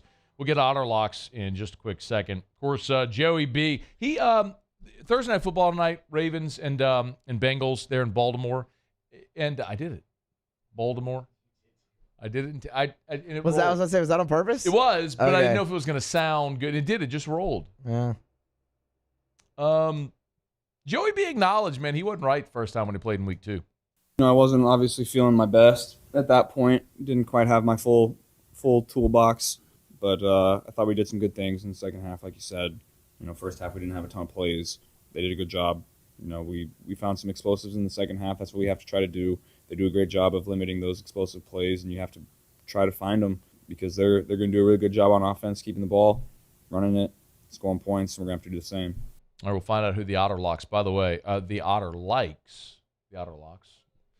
in Thursday Night Football.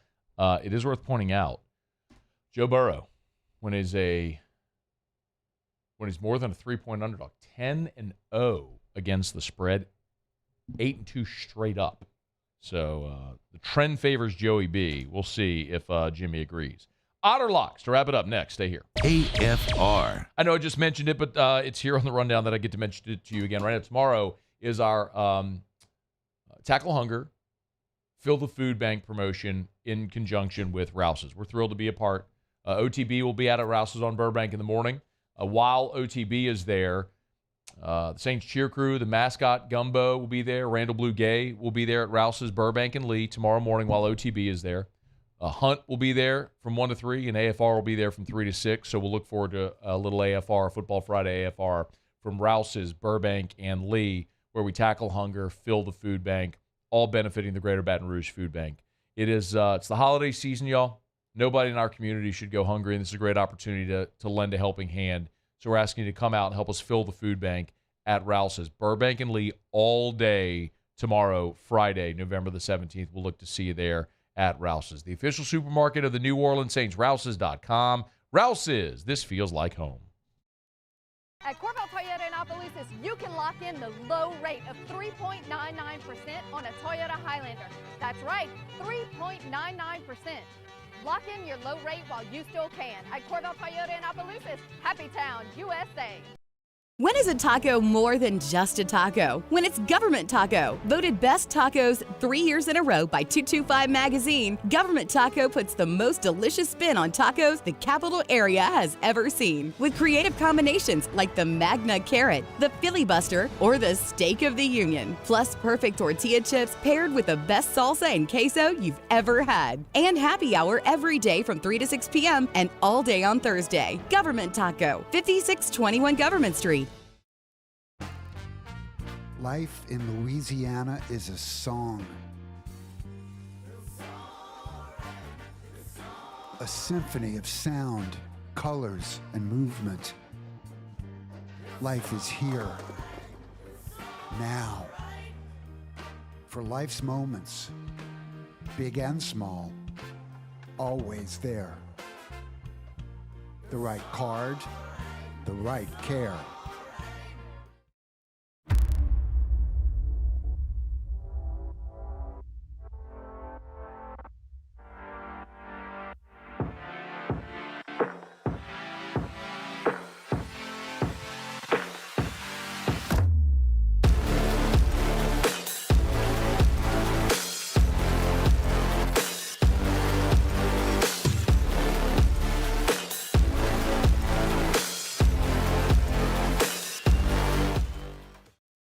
Electricity is all around us, and our families depend on it.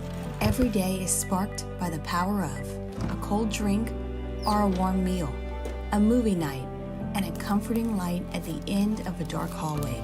From sunrise to sunset, playtime to bedtime, our team is ready to take care of your electrical needs. Even in the case of an after-hours emergency, the light in your life shines brighter with Mr. Electric. I've been doing business with Luba for 25 years. They're dependable, trustworthy. It's just the attention to detail with our clients. Our folks have years and years of experience.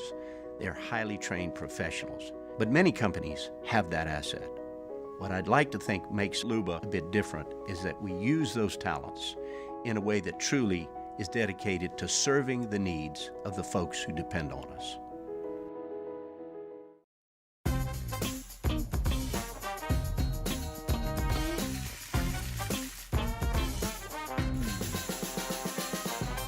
The best.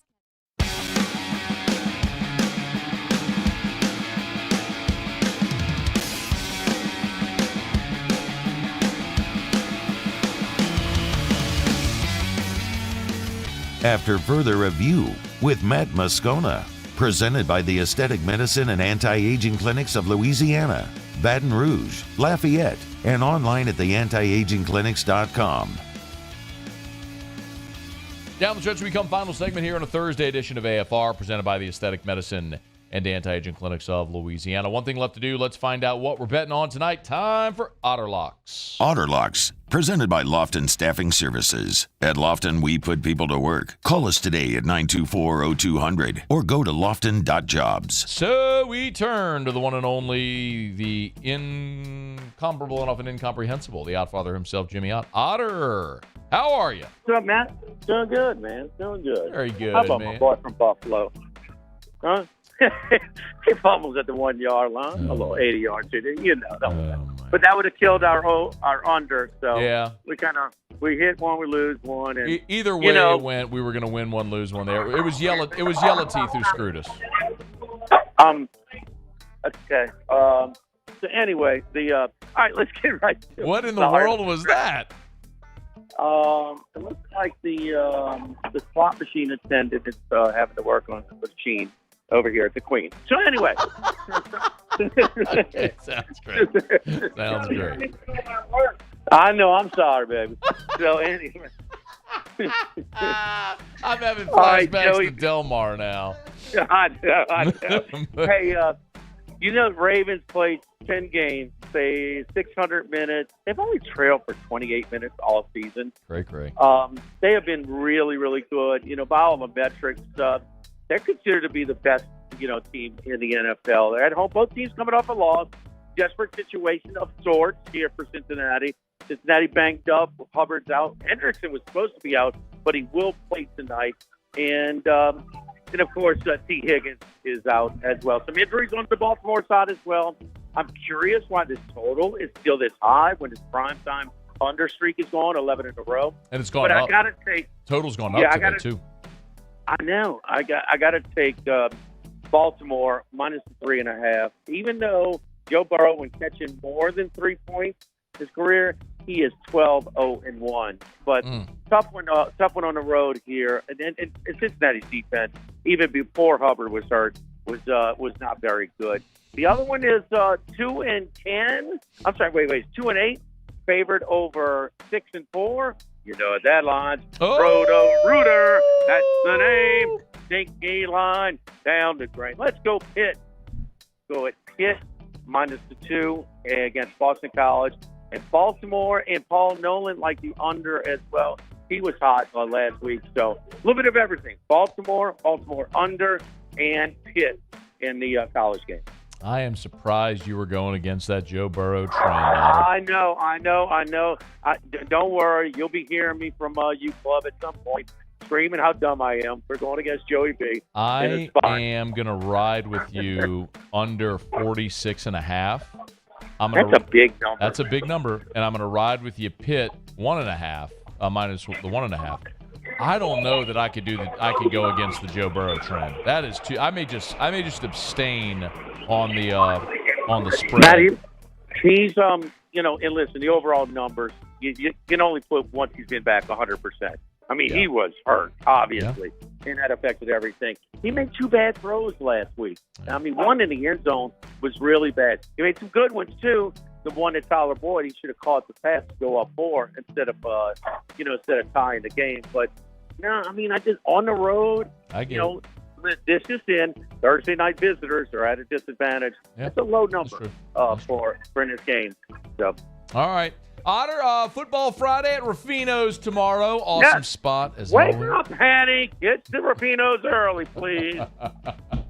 Have a great night, Otter. We appreciate it. See you, Matt. All right, man. We'll see. Of course, you want to bet, you can do so at the DraftKings Sportsbook. Download the DraftKings Sportsbook app. Use the promo code Baton Rouge. New customers make a $5 NBA bet. They'll give you $150 in bonus bets instantly at the DraftKings Sportsbook. Of course, you got a full slate of NBA games. You want to bet on Thursday Night Football? DraftKings Sportsbook. You want to bet on the college football game? DraftKings Sportsbook. You want to follow along with the Otter and his band of merry handicappers every football Sunday? Make sure you've got the DraftKings Sportsbook app. Use the promo code Baton Rouge. Great promotion right now for new customers. An official sports betting partner of the NBA. Download the DraftKings Sportsbook app. Use the promo code Baton Rouge. $5 NBA bet. Give you $150 in bonus bets instantly at the DraftKings Sportsbook. The crown is yours. 21 and older, physically present in Louisiana. Select parishes only. Bonus bets expire 168 hours after issuance. Eligibility and deposit restrictions apply. Terms at sportsbook.draftkings.com/basketball terms. Licensing partner Golden Nugget Lake Charles. Gambling problem? Call 1-800-GAMBLER. 1-800-426-2537. All right, I'll do it for us. Muse, Paulie. Appreciate you, fellas. Have a great night. Go Joey B. See you tomorrow, 3. AFR. Getting on down the road. Man, our Thursday shows, as always, brought to you by the Aesthetic Medicine and Anti-Aging Clinics of Louisiana. Baton Rouge, Lafayette, and online at theantiagingclinics.com. Theantiagingclinics.com. 2 things to remind you about. Of course, semaglutide. It is all the rage. You've heard about it. If you're interested, the Aesthetic Medicine and Anti-Aging Clinics of Louisiana has it. Go for that consultation. Learn more at theantiagingclinics.com. And, of course, hormone replacement therapy. I started on HRT when we got back from Houston with Drew. Went, did my blood labs, just like I encourage everybody to do. And come to find out that I had been completely drained. My testosterone levels were in the low 200s, which was stunningly low. I had the testosterone of an old man. Nothing I had done, just stress. I always say, like when you see a picture of a president when his term begins and it ends, that's stress. It accelerates aging. Happened to me. Might have happened to you. You want to feel like your younger self? They can help. Learn more. TheAntiAgingClinics.com. I've been doing business with Luba for 25 years. They're dependable, trustworthy. It's just the attention to detail with our clients. Our folks have years and years of experience. They're highly trained professionals. But many companies have that asset. What I'd like to think makes Luba a bit different is that we use those talents in a way that truly is dedicated to serving the needs of the folks who depend on us. His name was Cain. He had a horse along the countryside. I saw him ride. One day